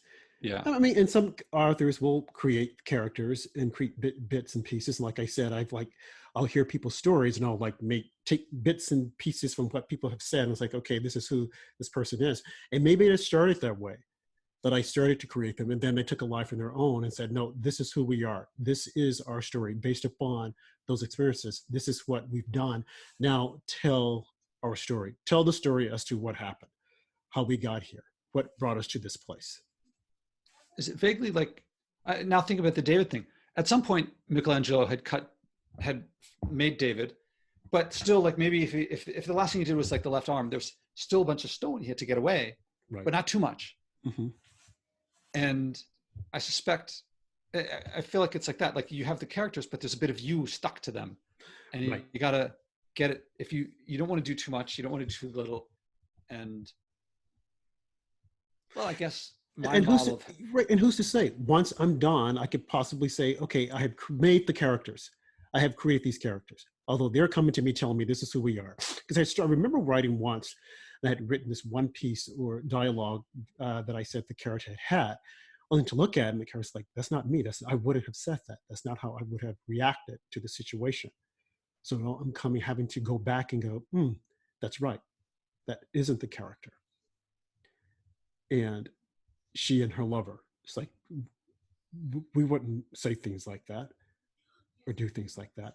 And I think that the characters themselves are contradictory of what the reader will read. Because they're two individuals that are completely devoted or seemingly madly in love, but somewhere along the way, these derail. But still, there's that unity that's there that drives them or brings them to start doing these weird things. I can piece together a bit of what you're saying, but I don't know the details. I just gotta read the book. You know, what I should do is I should read a couple of pages of the book the next time we do the podcast. Mm-hmm. And let the our viewers, listeners hear it, and maybe they'll respond, and then they'll push me to the next point to finish it. I mean, I enjoy reading the first half of it because although I know what happened, it excites me just hearing the characters talk and what they're going through and what they're about to go through and what they're encountering. The two characters, the female is Lena and the male is Junus. And just their story in itself, the setting, it, you know, I often think about it, like I said, and I hear them talking to me saying, this is who we are, this is what we would do. And what you're saying is not who we are at all. Mm-hmm. So I guess I don't want to put words in their mouth and start saying something that is not true to the characters. So, and I would think that this isolation would have, that door would have opened, they would have come out, and I've been just like nonstop. But like I said, I'm getting there. After discussing it with you last week, when you were asking, well, what are you doing? And I brought it up because I would have never said anything about it had you not, and you didn't inquire about that. But I'm like, okay, what am I doing? You know, in isolation, besides looking out the window, wondering, is there something else going on out there? I've been thinking about these characters and trying to see, and they've been talking to me, and me trying to, put it down on paper to breathe life back into them so that they can continue and I can complete it. Because they're definitely saying, finish this. We want this to end. But are you also reading books? I stopped reading the books because that was messing with my mind. Another reason why, because one of my all-time favorite authors died, and I haven't been able to find anything else that she's written, Toni Morrison. So I kind of like put it to the side. I'm like, okay, I want to clear my head so that I can just like get my characters out there. So I was thinking, for me, one of the things that helps me write is, do you ever read Stephen King's On Writing? I'm sorry? Do you ever read Stephen King's On Writing? Don't like Stephen King. You might like this book. Everyone who's ever recommended it to me, it's like, it's weird, Stephen King, but he wrote a book called On Writing, which is his book about writing. Uh-huh. And it's about the process of writing. It's not a scary book or whatever. I've never read any Stephen King except that. Mm-hmm. I've only seen a couple of movies. On Writing. And read the reviews before, and okay. If it's worth checking out, check it out. But I'll tell you, okay, Stephen King's On Writing. This is really interesting because after we spoke about my book, me writing, I was getting ready to post one of our podcasts online on YouTube. And like all of YouTube now, it's like inundated with advertisement, and a piece came up about writing. Normally I just like skip the advertising immediately, but there's this one lady who was speaking about the craft of writing. She was really soothing and was interesting. And I stopped and I listened. I'm like, wow, that's exactly what I'm going through. And then shortly thereafter, you sent me your piece, and I thought, how apropos. This is like, whoa. So I don't know. Maybe that, like I said, I feel as if though the door is opening, and maybe at the 11th hour, when all this stuff ends, this isolation, I'll be able to start like, well, there it is. Let me get it all out. Because when it hits, I don't know, whatever I'm doing, I stop and I try to just like get it out right then and there. So who knows? I'm sure that there are other writers that are going through something similar, or this time. Once this is over, I'm sure there will be a lot of novels about, the lockdown and what people went through. There'll be different characters that are created and whatnot. Mine are completely, they're not even affected by this. Mm-hmm. So, yeah. It's intriguing. This whole new perspective to me. It's, as was yours when I met you. Interestingly enough, and I say that word a lot, interestingly enough, when I was getting ready to post the podcast, I came across one of your podcasts on YouTube, the session that you were giving on Google, that you were giving at Google about a podcast. And I remember the gentleman who The was audio, there. which was the whole thing, or just the little 2-minute segments? It was the Video. it was a video. Okay, so there, I think it was short bits because they didn't We record the sure, I whole was thing. going to It right. just I gave was me it was little short because there were recordings. two different parts that I saw. I thought, wow, this brought back memories. I'm like, I remember the day because it was a wet, rainy day. I remember sitting by the window. It was all gloomy and whatnot. Mhm. But I just brought back memories. I'm like, wow, this is what started it all. Yeah. This day in December, I think it was. So, but yeah, so that's where I am with the writing, and hopefully I will get through it. So that's what I've been doing during isolation, the great, shutdown, and not being able to do much of anything else. Although I must admit, I've taken like small walks outside just to see what's happening in videos and whatnot. But it's definitely, people are definitely inside. The other day, I ventured to Brooklyn, and Brooklyn doesn't seem like as if though it's shut down like Manhattan. Brooklyn seems like a day, I would say, on a Sunday where there aren't too many people out, but there are enough people that are out and about. Whereas Manhattan looks completely desolated. It's not, no one's moving, stirring about. I wonder how, as the weather gets nicer, if things will change, because people like to get out when the weather is nice, go to Central Park, go to the beach. So it will be interesting to see how long this will continue, and if people will just say, forget about it, I'm getting outside. I can't take it. This great weather. I've got to get outside. Outside will probably be a lot cleaner. There's also risk of that happening and then having a second wave that was bigger than the first. Yeah, but when I'm not saying that will happen, but right. What did you said that your brother-in-law is a doctor? What is he saying? What does he see out there? Well, I asked him. Has he shared anything with you? I asked him, what do you think about when I should head home? And he said, no one, I have no idea. He can't offer me this. The unknowns are simply too great of when to head back, if there's going to be other waves. He doesn't know. All he knows is that when he had to operate on some cases that were emergencies. Right. He's a surgeon. Mm-hmm. And several of them have had COVID. So he's exposing himself to COVID, but he can't not. That's why he got into it. Right, but the surgery wasn't due to the COVID. It's just they just happened to have someone like COVID. Broke a leg or something like that. Okay. And they needed care, and he could deliver it. So he did. And the first time was very scary. He had to treat it as if it was like, imagine there was chlorine gas in the air, and that can kill you a little bit. So that was a mnemonic that worked for him. And there's a double gloving and all this sort of stuff that I didn't get all the details. And then he came home and he self-quarantined. So he came home and took care of his clothes and then went into the basement and then stayed there for 3 days in his own house. So, cause he's got 3 kids and a wife. Then the next time he was a little more used to it. The next time he was a little more used to it. And you start getting the patterns, and it wasn't so scary afterward. So he's getting a little bit more used to it.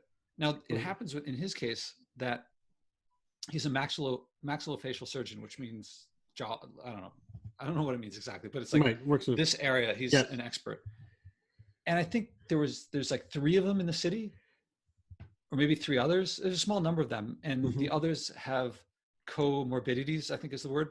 So they're older, or they're, for whatever reason, he's the healthiest one, or the one that they have to keep him safe, because so they're actually keeping him dry, keeping the powder dry, as I say.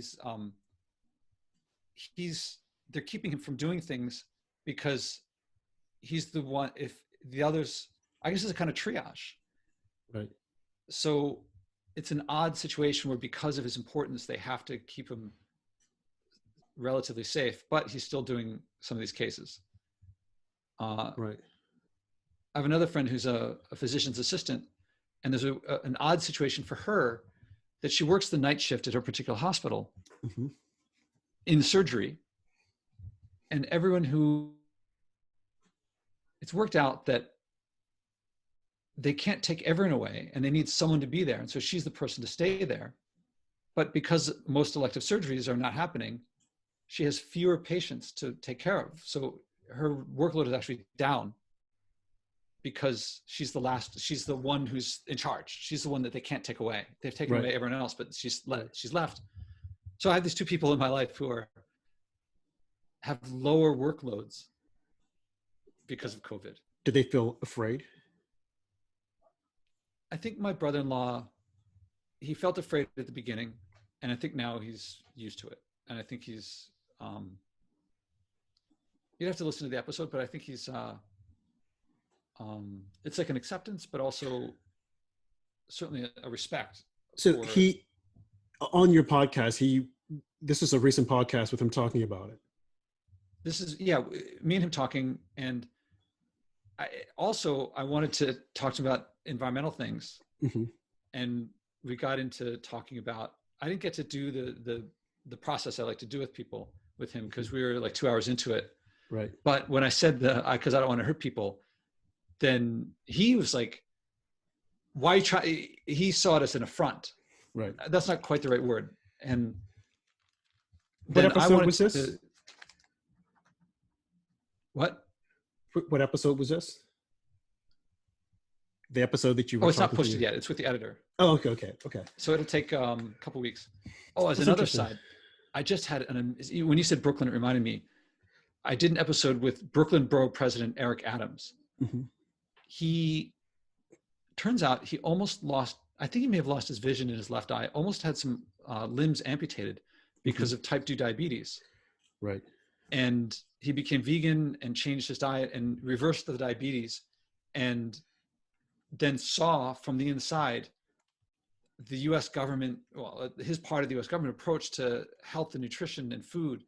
And he really wants to change it. And coincidentally, the day before that interview, I'm on some mailing lists about food and sustainability mailing lists. And there's an article that was written by him. Right.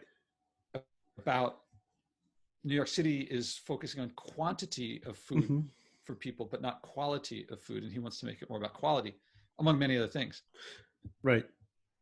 For some reason, I got this sneaky suspicion, and maybe it's just me being the skeptic, that this whole thing with, initially we were told we weren't running out of food, and now there's a possibility we'll be running out of beef, and then pork, and then chicken. Is this somehow in the background, they're trying to push all of us to become vegetarians?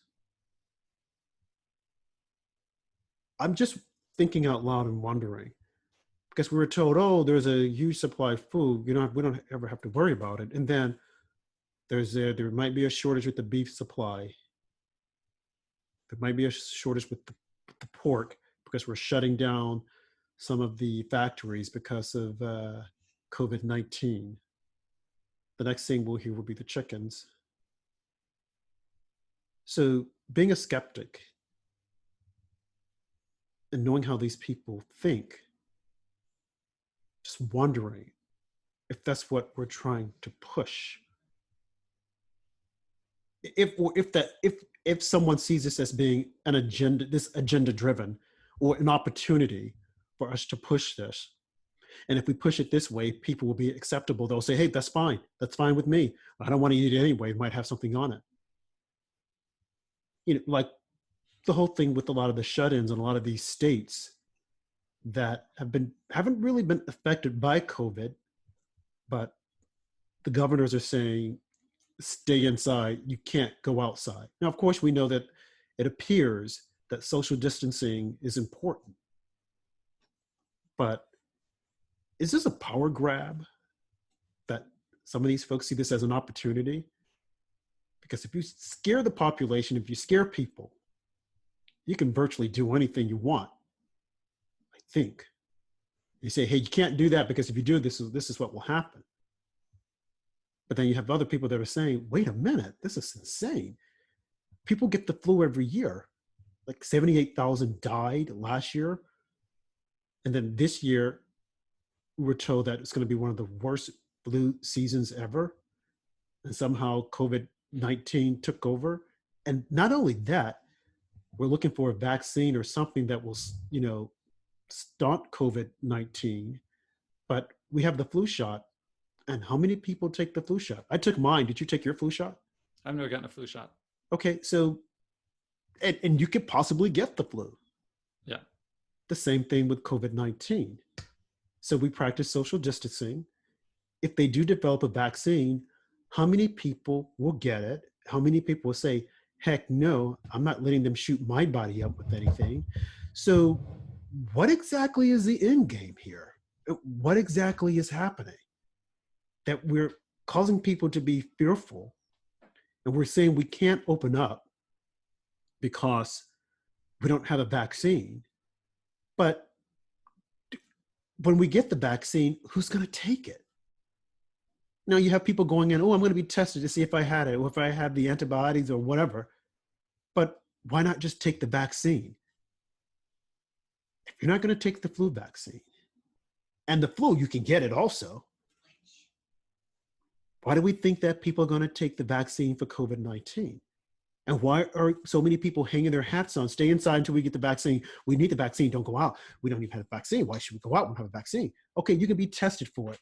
And so what if you're tested for it? If I get tested for it, okay, you're a carrier, you have it. Okay, Rob, go home and stay inside for 15 days. Okay, fine.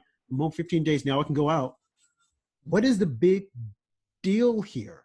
We know that the elderly and those with underlying conditions are definitely at risk, but what are we doing here? What is the end game? Because if we get a vaccine that is going to slow it or stop it or prevent it or what have you, who's going to take it? And if no one's going to take it out of fear that, they might get it, and a lot of people say, well, I took the flu shot one year and I got sick as a dog. I was sick. Oh my God. Well, you got sick because your immune system was, was already compromised. It's not that the flu shot brought it on, but you can't tell people that. They swear that, hey, the flu shot gave it to me. So again, if we do develop a vaccine, who's going to take it? I doubt 10% of the population will take it. Maybe the elderly or those who suffer with pre-existing conditions. But the rest of us? No. So we're back where we started from. Why wouldn't people take it? I mean, I got inoculated for mumps and rubella and other diseases like that. Yeah, but you haven't taken the flu shot. And if this thing acts somewhat like the flu, it's seasonal. Well, even would they take 1 in 1,000 chance of me getting it? That's much more serious. My understanding is that's more serious than the flu. Yeah. So would you take the vaccine? Yeah. You would? Well, I mean, I'd have to see the science. I'd have to see it. Yeah, but right, you said you would have to see the science, but seeing the science is going to take some time because it's just now, if we come up with the vaccine, let's say in August, it's just now coming out. No, it's not August. We're talking 2022. Okay. Hopefully not. Hopefully 2021. Okay. Right. Okay. So 2022 before vaccine. So between now and then, would you stay hemmed up inside? Yeah, I don't know. But I mean, look at polio. Polio was like, I wasn't there. But my understanding was like you couldn't. It was kind of a situation like this, and then Salk came up with the vaccine, and it was like everything changed. Right. And no one would consider not getting a smallpox vaccine. No one considered not getting a polio vaccine. Even the chickenpox. I mean, that's like no longer exists now. But I think at one point they were saying that it was making a comeback because there were parents who hadn't vaccinated their kids. They were sending their kids to school, and the kids started to spread it. But for the most part, 80s and the 90s, boom, it was gone. So again, with this virus, this COVID-19, I mean, if we're looking at 2022 before a vaccine is developed, between now, I think there's remdesivir or something. They're saying that it looks like it slows it down or you get better. What actually is the end game here? And to me, there's no, we're reacting to something that is new, and there's no one. The questions you're asking are the questions that I would ask if we were at war with another country and we were saying, what is their intent? What are their goals? But COVID it's there's no volition. It's just water flowing downhill. It's going to react to us. Well, no volition that we think that we know of. I think that we are in some type of warfare, some biological war. We just, there are too many unknown variables. But it brings me back to the point that I was making earlier, is that if there is no vaccine, and even if there is one, like you said, you would want to see the science as to what it would do, what's going to happen. A lot of people would say, well, I want to wait for a lot of people to take it and then see what happens to them 5 years down the line. Well, we don't have 5 years down the line. A lot of people say, I'll be the first one to take it. Right. And they'll probably be the only ones that will take it. But then what about the others? Are they going to continue to be carriers? Or are they going to be tested? Are we going to stay shut? This is bad.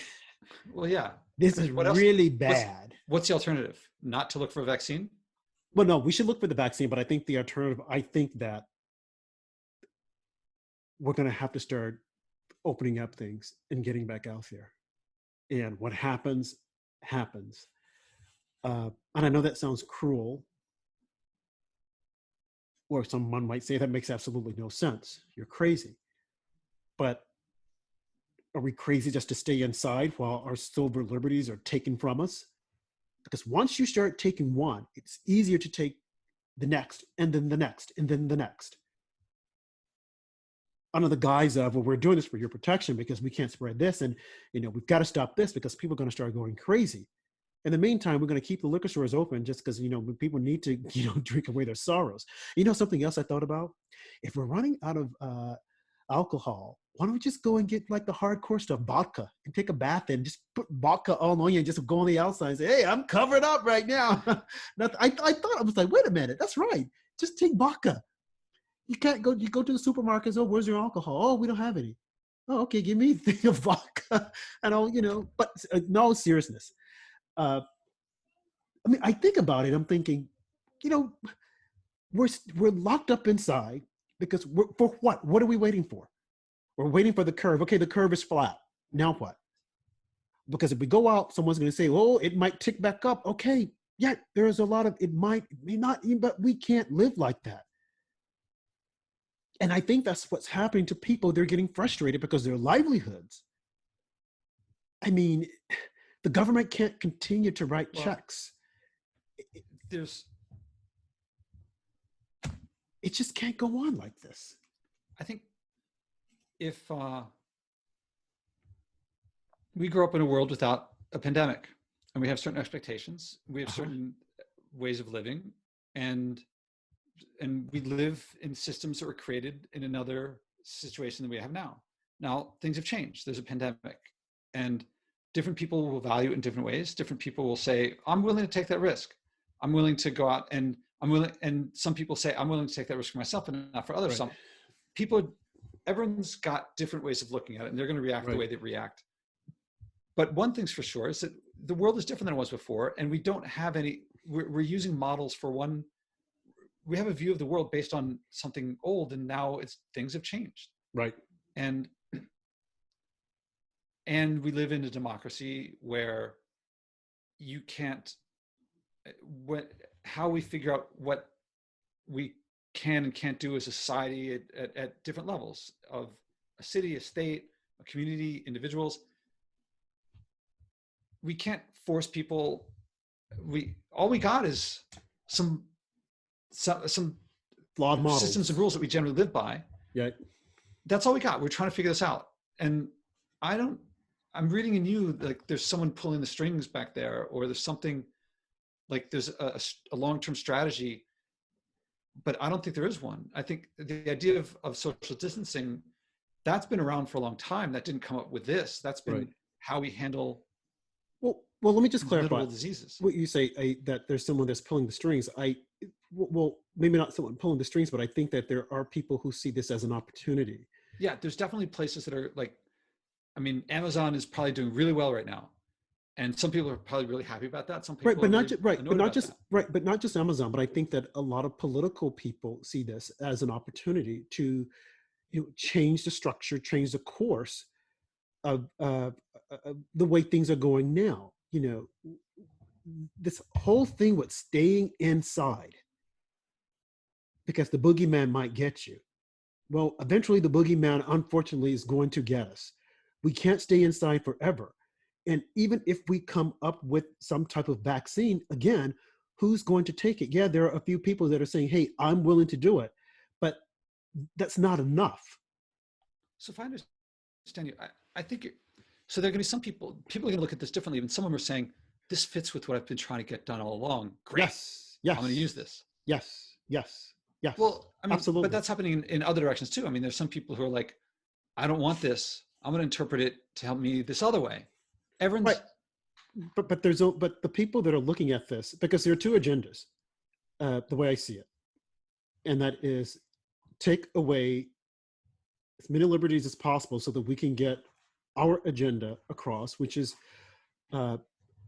be it stop eating animals, vegetarian, this whole green idea. We don't want to do this. We don't want to do that. And this is what we're going through right now is ripe for them to push that agenda. Because with people being shut in and unable to move around and exercise their own liberties, they can do whatever they want and take whatever they want to take from us. Staying in is not the answer. Because again, if there isn't a cure, if there isn't a vaccine for it until like 2022, do we think that people are going to stay in this entire time? No, this is going to bring. As confident as you feel that is not the answer, there's some people who feel that it is the answer. And now some of them may be having preconceived notions and saying, now's my chance, I can get what I wanted. But there are also some that are saying, as far as I can tell, this is the best thing to do, whether I like it or not. Right, but based upon right, they're saying this is the best thing we can do based up on what? Based upon models that are flawed, the social distancing. What you're saying, you don't know any better though. I mean, you're saying people can't just stay inside, we got to get out. Exactly. But that's from their perspective. You have an agenda that you're like, well, this is my chance to do something. But my agenda would be to bring us back to where we were living with our civil liberties, free will. Well, from their perspective, that might come at a cost of many people's lives. Yeah, but the Constitution... And possibly might bring down society and it's in another way. Exactly, and I agree with that. But the Constitution gives us these rights to get out, the freedoms that we're entitled to, as opposed to being locked in. That is not under the Constitution. Well, that's... Okay, what they're saying is based upon, I think this is good for you, therefore we're going to do X, Y, Z based upon models that we have seen have been flawed. So if we go by that and just acquiesce and not push back and say, hey, that's right, we're going to stay inside, what else will they take from us? What else will they tell us? Yes. This is the fundamental challenge of living in a pluralistic society, is that as confidently as you feel your way is the way we should go, others feel differently. And the question is, how do we as a society figure this out? Right, but then I'm basing my way upon the Constitution that gives us these freedoms. Well, they would say that too. I mean, they would say the Constitution has to protect our lives. And that if many of us are dying, there's got to be some reading of the Constitution that says, if your way leads to more freedom, but also more deaths, I'm not saying it does, but I'm sure a lot of people see it that way. But then it would have to be the people would have to decide as to whether or not this entire stay shut down. Yeah, I mean, a state can declare martial law. Yeah, right. But based upon what facts do the states have? Look at the governor in Michigan. She's saying stay inside. Legal. Yeah, but then I'm not proposing it. I'm just saying. Right. I personally, it looks to me like this is really complicated. It is. And it's scary. It's complicated, and it's scary because, again, if you look at the Constitution, okay, and you look at what's happening, it's a contradiction based upon people who feel or think, well, we're doing this for you, when we happen to know that the most vulnerable people there are those who have a compromised immune system and the elderly. Why can't we isolate them, take them out of the masses and say, okay, you guys have got to do something better? Why Well, is it that's that not, those, wait, that doesn't sound very constitutional. well, but we're saying, hey, we're looking after their best interest because we know that these people will be affected. So why would you make the masses suffer or shelter in when they won't be? That sounds Why? suspiciously what people would have said about the Japanese internment camps in World War II. Say what? We just want to protect them. Well, of course, we want to protect ourselves because we don't know which of them might be with Japan, but we got to take the Japanese out of the population into these camps for a little while and I think it's a little isolate different. them. I think it's a little different because we happen to know I that when agree, you, it's different, but right. it's not. But when was the last time that the U.S. took people out of the population and put them into But isolation? right. And I hear what you're saying, but I would like And to think plus, that, what if some of them have it? Then you brought if now you're isolating the people who have it. Like but it's not so tenable. we're isolating that population because we know for a fact that they're the most vulnerable, and I What think if that they themselves would say, yes, I'm the most vulnerable. I need what the if some of them medication. have it and don't know it yet? Then suddenly you put them all together, poof, they're all gone. Right. Well, if we isolate them and we just wouldn't just like, okay, you're going to put you here. Okay, we would definitely want to test them. So you But when I, quarantine them before isolation. but when I say isolate them, I'm not like what we're going through now, but would say, okay, if you're of this age, okay, you have to be extra careful. You've got to do X, Y, Z. And if you have a compromised immune system, I mean, it's that way today. I mean, people with compromised immune system, certain things they don't do. Also, the percent overweight and 40% obese. Right. That's a lot of people. Yeah. Well, there's a lot of people that we've got to say, hey, got to isolate yourself, or you need to be extra careful. Well, wait, no. Let's not use the word isolation. Let's just say you have to be careful, just like people with diabetes or any other ailment. You have to be careful. So we would say this segment of the population, you have to be careful because you don't know if you have a fever, if X, Y, Z. You don't want to go about the way you normally would. You want to avoid large crowds, and if you do go, definitely want to wear a face mask. And I see people before this happened, I would see people wearing. It sounds to me like you're saying. Yes. It sounds like you're saying instead of everybody having to live in isolation, some will have to be extra isolated in order that others be less isolated. Well, not extra isolated. That's not so crazy.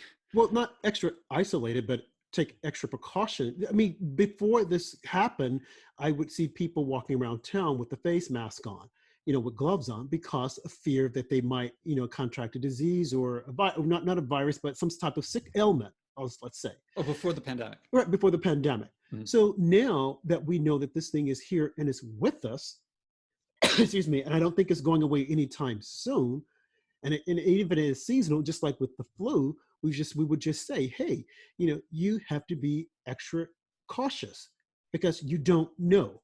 And until we can get our hands on this, but in the meantime, we're not going to shut down the economy.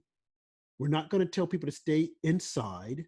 We're going to let them wander about the way they normally would. We have got to get back to some degree of life, the way life is meant to be lived.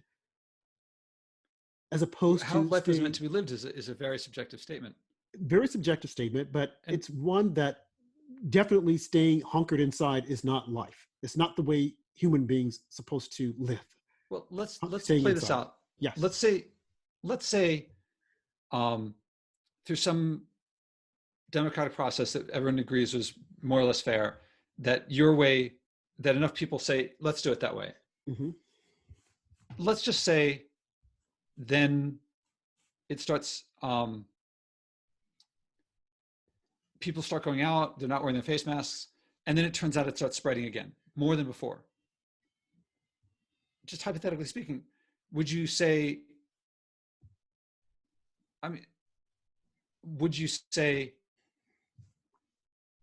oh crap, this didn't work as I hoped? No, we're going to have to go back to the way it was before. No, what I would say is, if that were to happen, we would say, we're going to go back to people, we're going to free people, let people out. Okay. If you get sick, you think you're sick, quarantine yourself, call your doctor. Don't ever want to fly into the emergency room, which was a fear now that people would just inundate the medical system saying, I'm sick. And it's like, okay, you got it, but go home. Quarantine yourself for 15 days.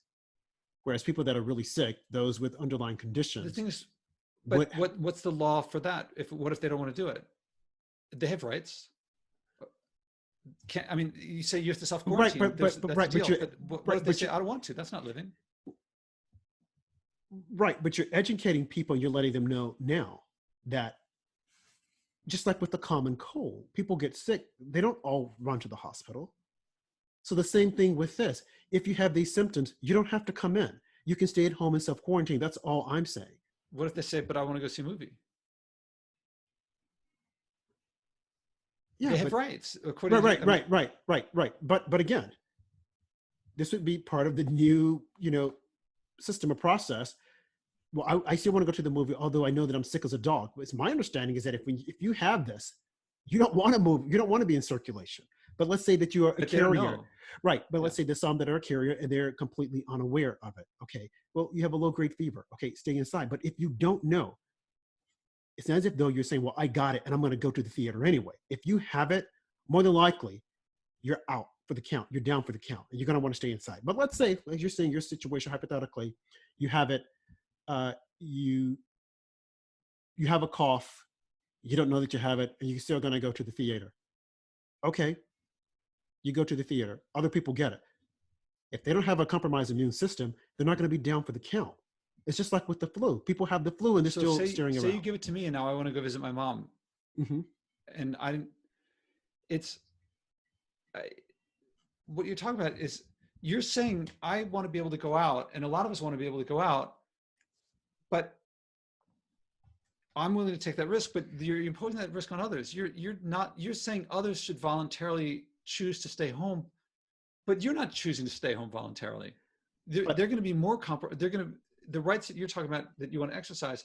You're asking others to voluntarily give it up, but that's what the people are saying now is voluntarily well, choose to give it actually, up. no. Actually, what I'm saying is that in the situation that you gave, that I'm a carrier, I am completely unaware that I am a carrier, and I'm going about to the theaters and whatnot. If I decide I want to go visit my mom, I'm like, okay, no, let's make certain that I'm not sick before I go visit mom. Because if I go visit mom, mom can get sick and I could possibly So that means do everyone we're harm all to mom. testing each other every day, or testing ourselves every day, like Well, every that's what. hour. Well, that's what it would have to. That's what it would have to get to in order for us to go back to living our lives a normal way, or look at it as if though they're treated like the flu.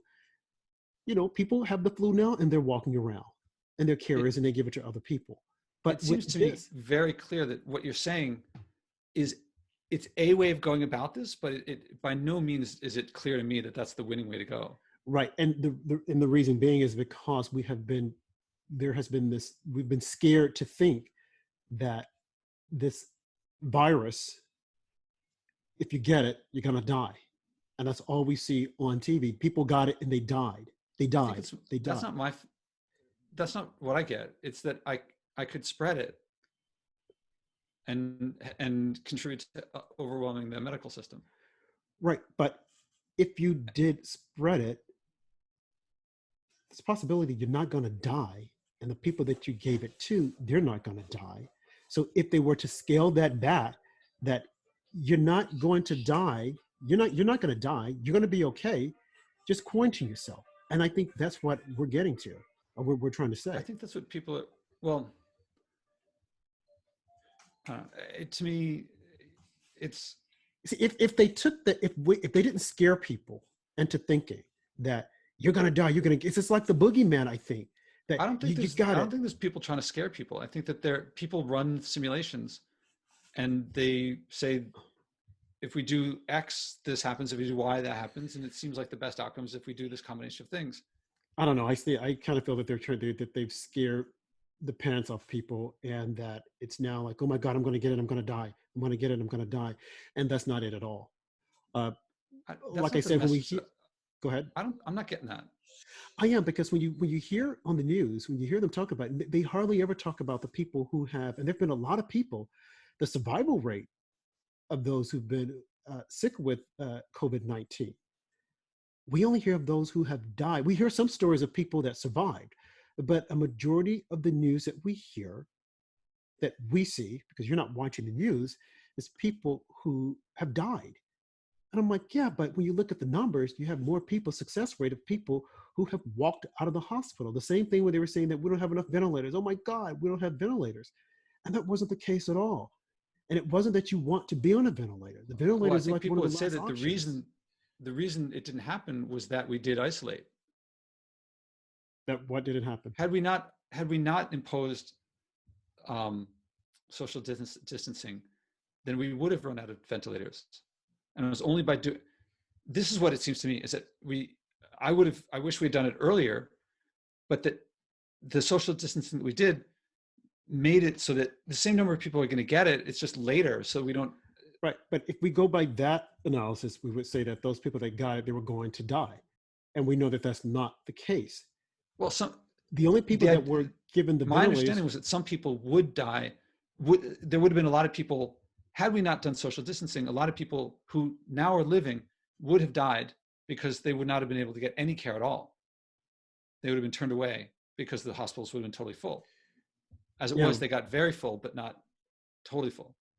That was one of the things my brother-in-law talked about, was that they, at first, the reports that they got at the beginning talked about the symptoms, but not about the pandemic nature of it. Right. And when that started hitting, there was Elmhurst, I forget the hospital, where it was getting really flooded. Elmhurst in Queens. So they saw the numbers going up, and they're like, it's kind of like you're looking at the last ventilators disappearing. You're like, oh, what's going to happen? And something on a personal level for him was this is him speaking, was, am I going to have to choose between this person living and that person dying? And yeah, but when you never had to, but he was very scared about that happening. Yeah, but when you bring it to that, again, for the ventilators, those individuals that were placed on the ventilator, that was like almost like the last option. You don't want to go on a ventilator. You're going on the ventilator. They've learned that now, but they didn't know at the beginning.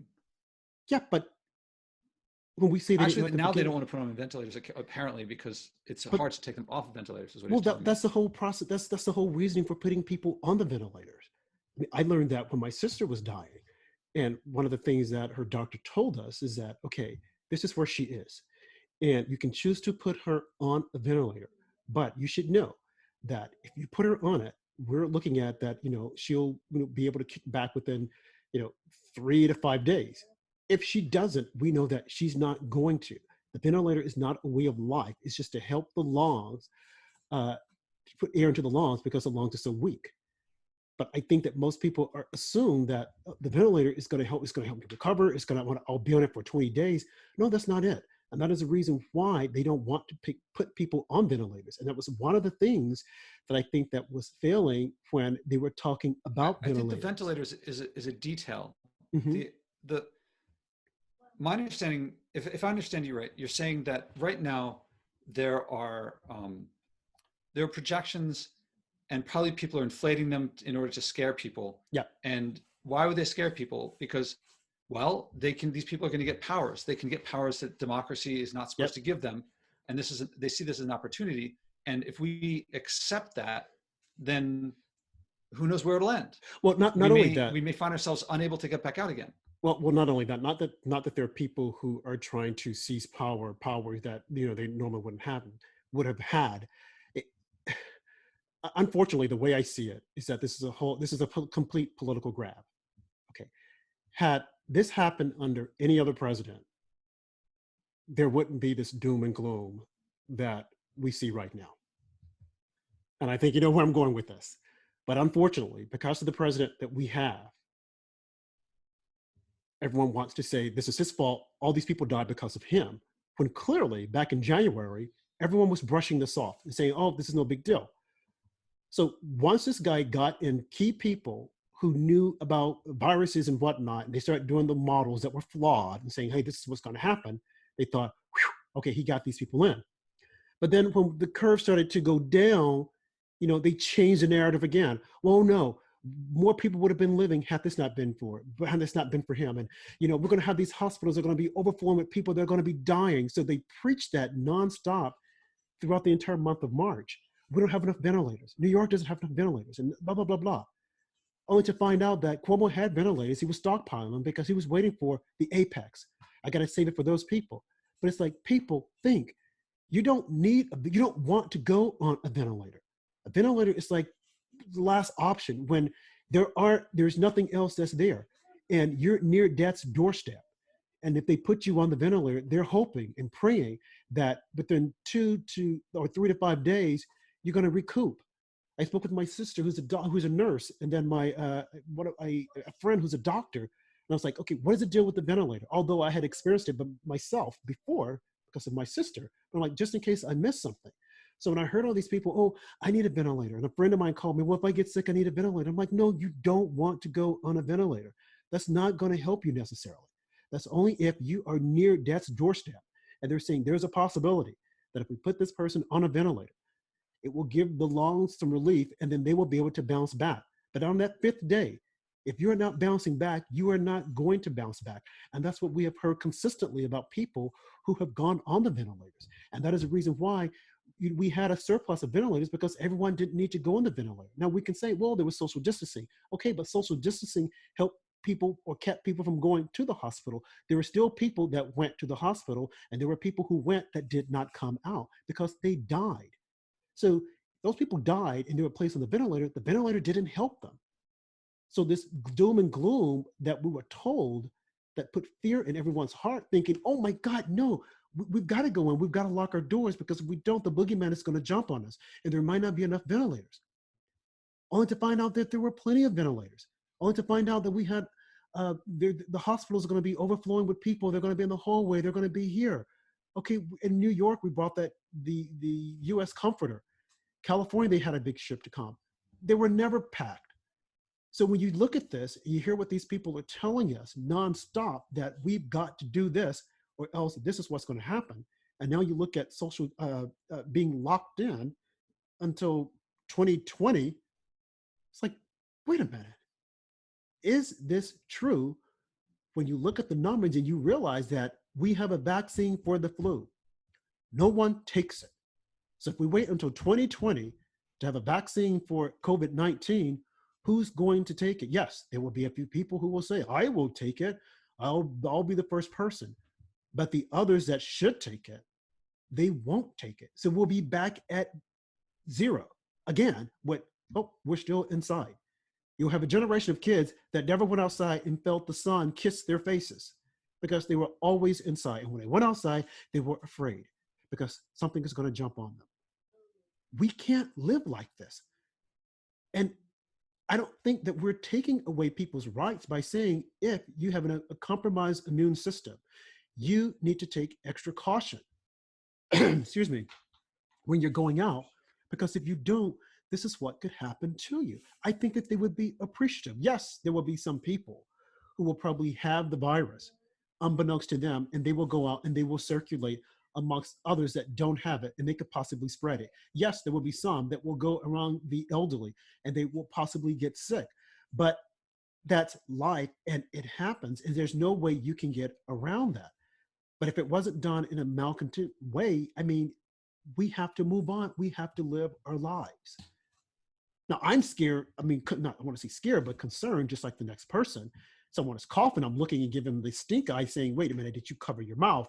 Did you have a face mask on? And why are you coughing? Why are you sneezing? And all your germs. Before this, I was always concerned about that. Like, oh my gosh, do I want to shake this person's hand? And I would always carry hand sanitizer, and I would always use it. I'm a germaphobe. Like, I don't know about that. But somehow we've got to get back to where we were. And just one more point I would add, all these ads and campaigns showing people how to wash their hands. This is 2020. We should have learned that when we were kids, but people don't do it. You go to restaurants, all employees must wash hands. Really? I would think they would know to do that. So now we're at the most fundamental things telling people, remember to wash your hands, remember to cover your mouth when you sneeze, because people don't get it, and they still don't get it. So do we think keeping people inside is going to help people get it? No, people are going to get angry, and it's going to breed frustration.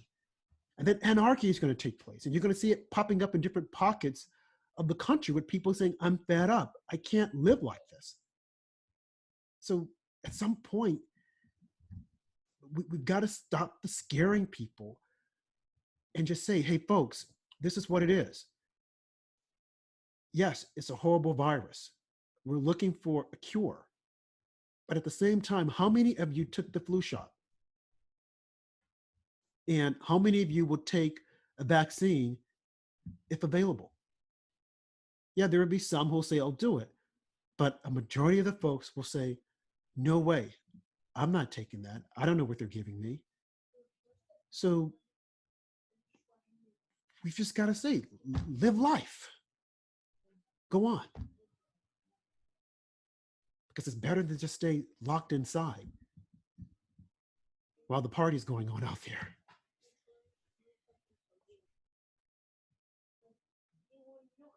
Well, you said a lot. And blathering, ranting. I mean, there's certainly a lot of places where there's certainly a lot of places where I wanted to say, I'm not so sure about that. But Right. there are enough of them that I'm not really sure exactly where to begin to respond. Right. Well, no, and I'm not saying this for you to agree or disagree. I hope you don't disagree. No, I just think that, as I said before during one of our earlier podcasts, sometimes the answer is there isn't an answer, but that doesn't mean we don't act. We can't stand still. But I definitely don't think that staying inside is the answer. It's just not sustainable.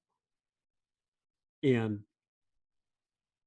I will always go back to, if the flu shot is available and people don't take it, why do we think that a vaccine for this particular virus is going to give us any comfort? And not only that, you have some parents who don't want to have their kids taking immunization shots. So again, when you start looking at the entire picture and like, okay, what is the end game here?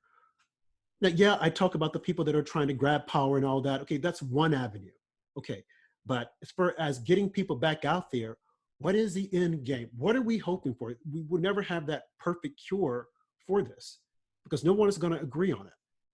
But, and then for those people who don't want to go outside, they're afraid, okay, stay inside. But allow the rest of us to go out and get out there. And I think eventually some of you folks may join us. That's all I'm saying. Well, I appreciate it. And there are a lot of things that just, what I was watching a little bit before this was Dr. Michael Greger. I really like his stuff.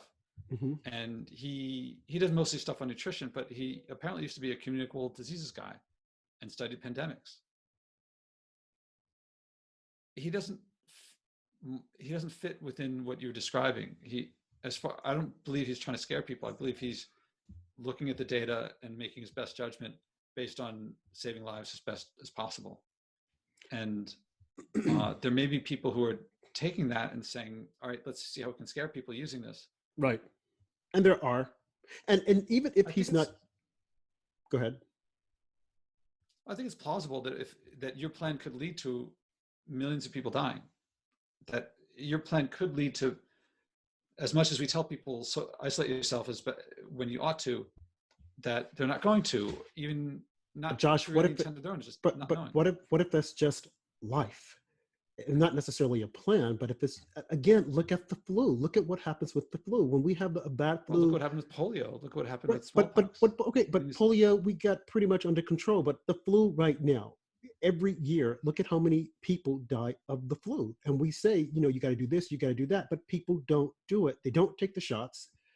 And still people die. You're speculating as much as anybody about what might happen if we followed your plan. It's possible. And that the same thing, if we stay inside, it appears that it slows, down the virus. But we're looking at those large states with the large people. Look at the other states that have like a small number of their population has been affected by the virus. So they should stay locked in simply because New York and California and Florida are locked in. Here's something I can't stand is like when people are like, debating about stuff that there's no possible way you can get to an answer. Mm-hmm. As best I can tell, this is an experiment that's happening because some states are opening up more than others. Right. And it's not going to be a great experiment because there's no control, and there's wild differences in population density and practices and so forth. But I think you have to recognize it is possible. If people aren't, let's say that there are people who are using this to gain political advantage and to gain power. Right. But let's say that there is some science. Let's say that they're inflating that science for their ends. Right. But you have to admit, tell me, is it possible that whatever scare tactics are going on, that there are scientists who actually believe that have some expertise in this, and they actually do believe that if we don't do what we're doing now, millions of people could die. I agree with you. And there are scientists. So it could happen that in some places what you do happens, and if that happened and death rates started going up, including among people that were supposed to be isolated, and would you then at that point say, "Oh crap, I guess"? I mean, is it possible that what you say would lead to more deaths? And if that were the case, would you then say, "I was wrong, and we have to go back to what we were doing before"? And it is possible that could happen.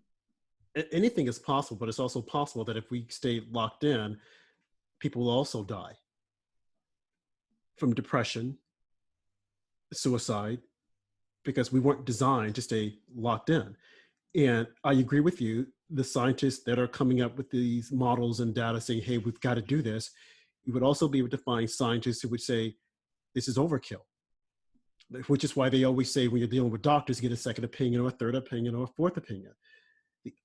The only thing I'm saying is that I don't think that what we're doing now, it's just not feasible. It just doesn't make a whole lot of sense to keep people locked in, waiting for something. That you don't like the consequences of it, but not liking, you don't, how do I put it? There's some,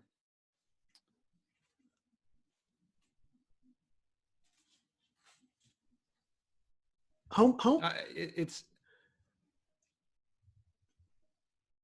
the people that have died have been the vulnerable population. But we also see, we're hearing stories of people that have survived. And to me, it's almost akin to, I think right now in New York, well, not New York, I think in the country, it's like 68,000 people have died so far. And how many people died of the flu last year? I think if you're saying some people are inflating and scaring, I think others would say that you are playing down and saying it's not a big deal. And it looks to me like you're doing what you're saying, except in the other direction. You're saying you want a certain outcome, and you're saying you're interpreting things to fit your narrative. That's what everyone's doing. Right. Well, not necessarily my narrative. I'm only going by the fact that, which is indisputable, that we have the flu shot. Yet and still people don't take it, knowing that it could save their lives. I don't get what you're saying here at all. But if we have the flu shot, there are going to be lots of people who want to take it early, and then once they take it early, then there's going to be a lot more data, and then the next people will be happy to take it because they're not the first ones to do it. And then if not everyone wants to take it at first, right? But some will, and then I don't think so, because how long have we had the flu? How long have we had the flu shot?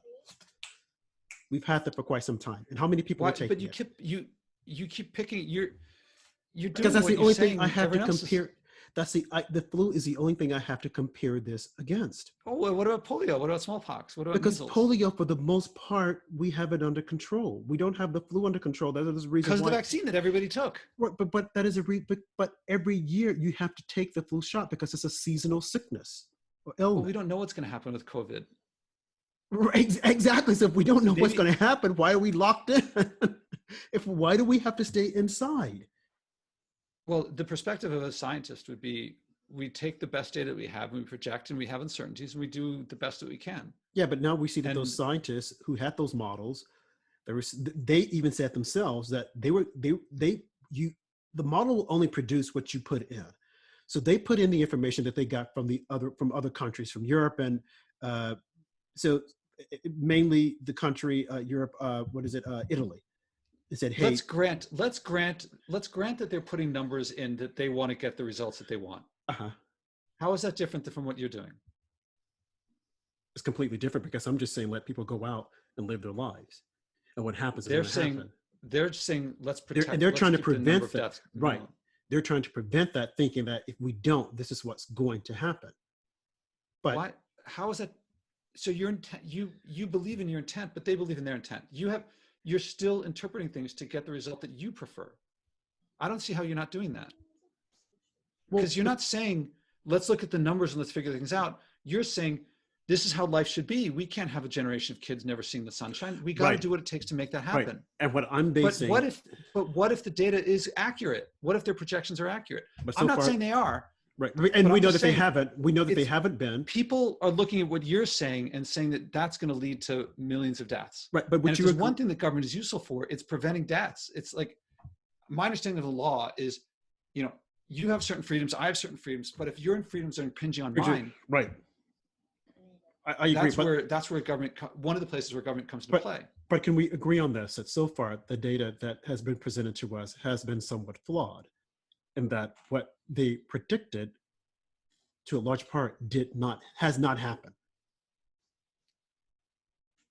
Can we agree with on that? That what they predicted, that millions of people were going to be dead here in the United States, it has not happened. And they themselves have come out and said, But well, it hasn't happened and we've reacted. right, but they had predicted by this time there would have been millions of Americans dead, but it did not happen. And they said, well, because of the data that we put in based upon the models that we got from Italy and from, I think it was Germany, we put it in thinking that it would produce the same thing, and it did not. So the curve went down. So if that is the case, all I'm saying is that, can we agree that the data that they thought was going to render to them all these deaths, it did not take place? And that's just based upon what we see, what we see now. And you have the governors of these different states saying, nope, it didn't happen. We thought it was going to, but it didn't happen. And then we have the scientists that are saying, well, it's only as good as the information that we put in. And maybe we should have, reshuffled or done something, but it didn't happen. So, okay, let's move on. But if that is the case, and because that is the case, why can't we just say, we can lift up, we can let people. There's another narrative that fits the information. If I could just add one more thing. And when we say we can let people resume their lives, with certain modifications, but just to keep a whole group of people locked in. And while this is happening, because of fear, and while it's happening, you have governors that are trying to seize power, take away people's civil liberties, because I'm the governor, I control the governor, and I control the government here, and I can do it. Although you have nothing. Sorry to interrupt, but you said this before. Yes. And we're not ourselves going to resolve this. No, we're not. I'm not trying, I don't want to get into the debate of what the policy should be. Right. My stance on this is it's a very stoic perspective. What is under my control? What is not under my control? No one's coming to me and asking me, what should we do? Right. And actually, I wish they would ask me. So I can't affect this policy. Right. And but I've figured out what is, based on the information available to me, what is under my control that I can do. Right. And that to me said to come out here. As far as I can tell, it's almost impossible for me to spread it because I'm barely interacting with the outside world. Right. What I'm hearing from you is, I don't want to engage in a debate with you about what policy should be, because I don't see any point in that. And there's just huge error bars and huge uncertainties. And there shouldn't be policy. We should just let people go. That's a policy. Yeah, but you gotta get people to pass laws and whatnot. As much as you say people should have the freedom to do certain things, other people are saying you should not have the freedom to risk my grandmother's life. Right. And I'm not going to debate with you who's right or wrong about that. As far as I can tell, we have a system that's not designed for this, and we got to figure this stuff out. Right. I'm just not going to accept that you have the right way of looking at it. Absolute. Right. And I'm just trying to show to you there's other ways of looking at it that seem perfectly reasonable interpretations of what's going on. Right. And I'm not engaging it because I don't see how I can make a difference in this. There are other places, and whereas there are other places where I think I can make a difference. Mm-hmm. But if you think that you have, there's so many things that you've said that, I'm just going to take one, and I hope that we don't get into this. But you're saying they predicted certain things to happen, and they didn't happen. But some would say they didn't happen because we took their advice. Right. And we did clamp down as much as we could. Right. And if we stop doing that, then it will happen. Now, I don't know if that will happen or not. It looks to me like it would. Right. And that's why I'm doing what I'm doing. And it also looks like you're saying we have to have some people do it and other people not, but you're saying they'll voluntarily do something. I just want, like, why don't people just voluntarily do what someone else is saying there should be a law to do, or not even use a law, overreach their power to do? Right. It seems to me you're not affording other people what you want afforded to yourself. Mm-hmm. Maybe I'm misreading it. Right, because the people that I'm looking out for are the most vulnerable, and I'm saying we want to protect you, and in order to protect you, these are the things that you would need to do, as we would do normally with people who have a compromised immune system, or for the elderly, And we'll so say. that's what people are saying now about everybody. Yeah, but I don't have a compromised immune They weren't system. following it, so they said, well, all right, we're going to use the law to protect it. Yeah, but if you're doing it in itty bitty Mississippi and you only have a population of 100, and you're saying you got to stay inside because if you guys get together, you're going to contract a disease. It's almost like one size fit all. Maybe it works for New York, but not for itty bitty Mississippi, or for some of the other small towns or small states. It can't be one size fit all. We can't just lock down the entire country out of fear for things that we thought could happen, but it didn't happen. Like you said, people could say, well, it didn't happen because we did X, Y, Z. Now, that's a possibility. There's also a possibility it just didn't happen because it wasn't going to happen. It's like a coin toss almost. Who's right, who's wrong? You have some scientists who will say, well, yeah, we did this. You have other scientists who say, nope, has nothing to do with it.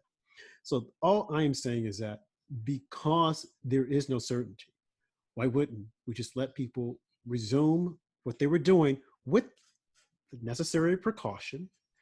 But just to say you can't, you will not, stay inside, I think that's a bit cruel.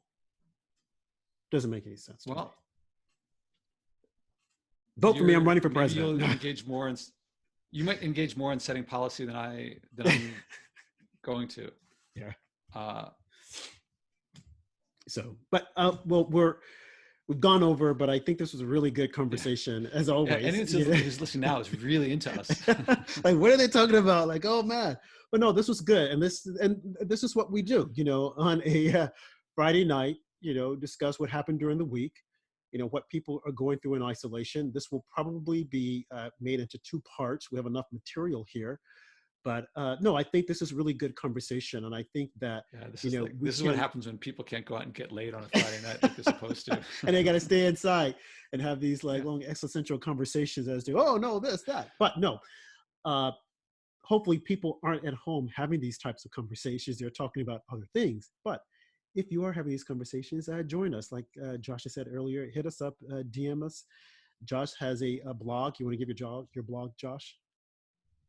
Yeah, so it's joshuaspodek.com is where all my stuff is. And in particular, joshuaspodek.com/podcast is where the podcast is. And Yeah, I've done a few COVID episodes, but it's mostly environmental in general. Uh-huh. No, but I thought this was good. Yes. Well, I think I've talked to you about the Archie Bunker stuff I saw, right. Yeah, I saw your piece I did an episode a couple days ago. Right. Oh, you saw that one? I forget. Yes, I did. On your blog, How'd you like that one? But it was interesting. It was interesting. We'll have to discuss it in our next podcast. But I'm Rob J. H1 on Twitter and also on YouTube. Like I said, drop us a line. Let us know what you think, something that you want us to discuss. But I think that this conversation was really, as I always say, interesting. A very interesting conversation. Yeah. So we will end it, and we look forward to hearing from you through one of our sites. Thank you. Have a good one.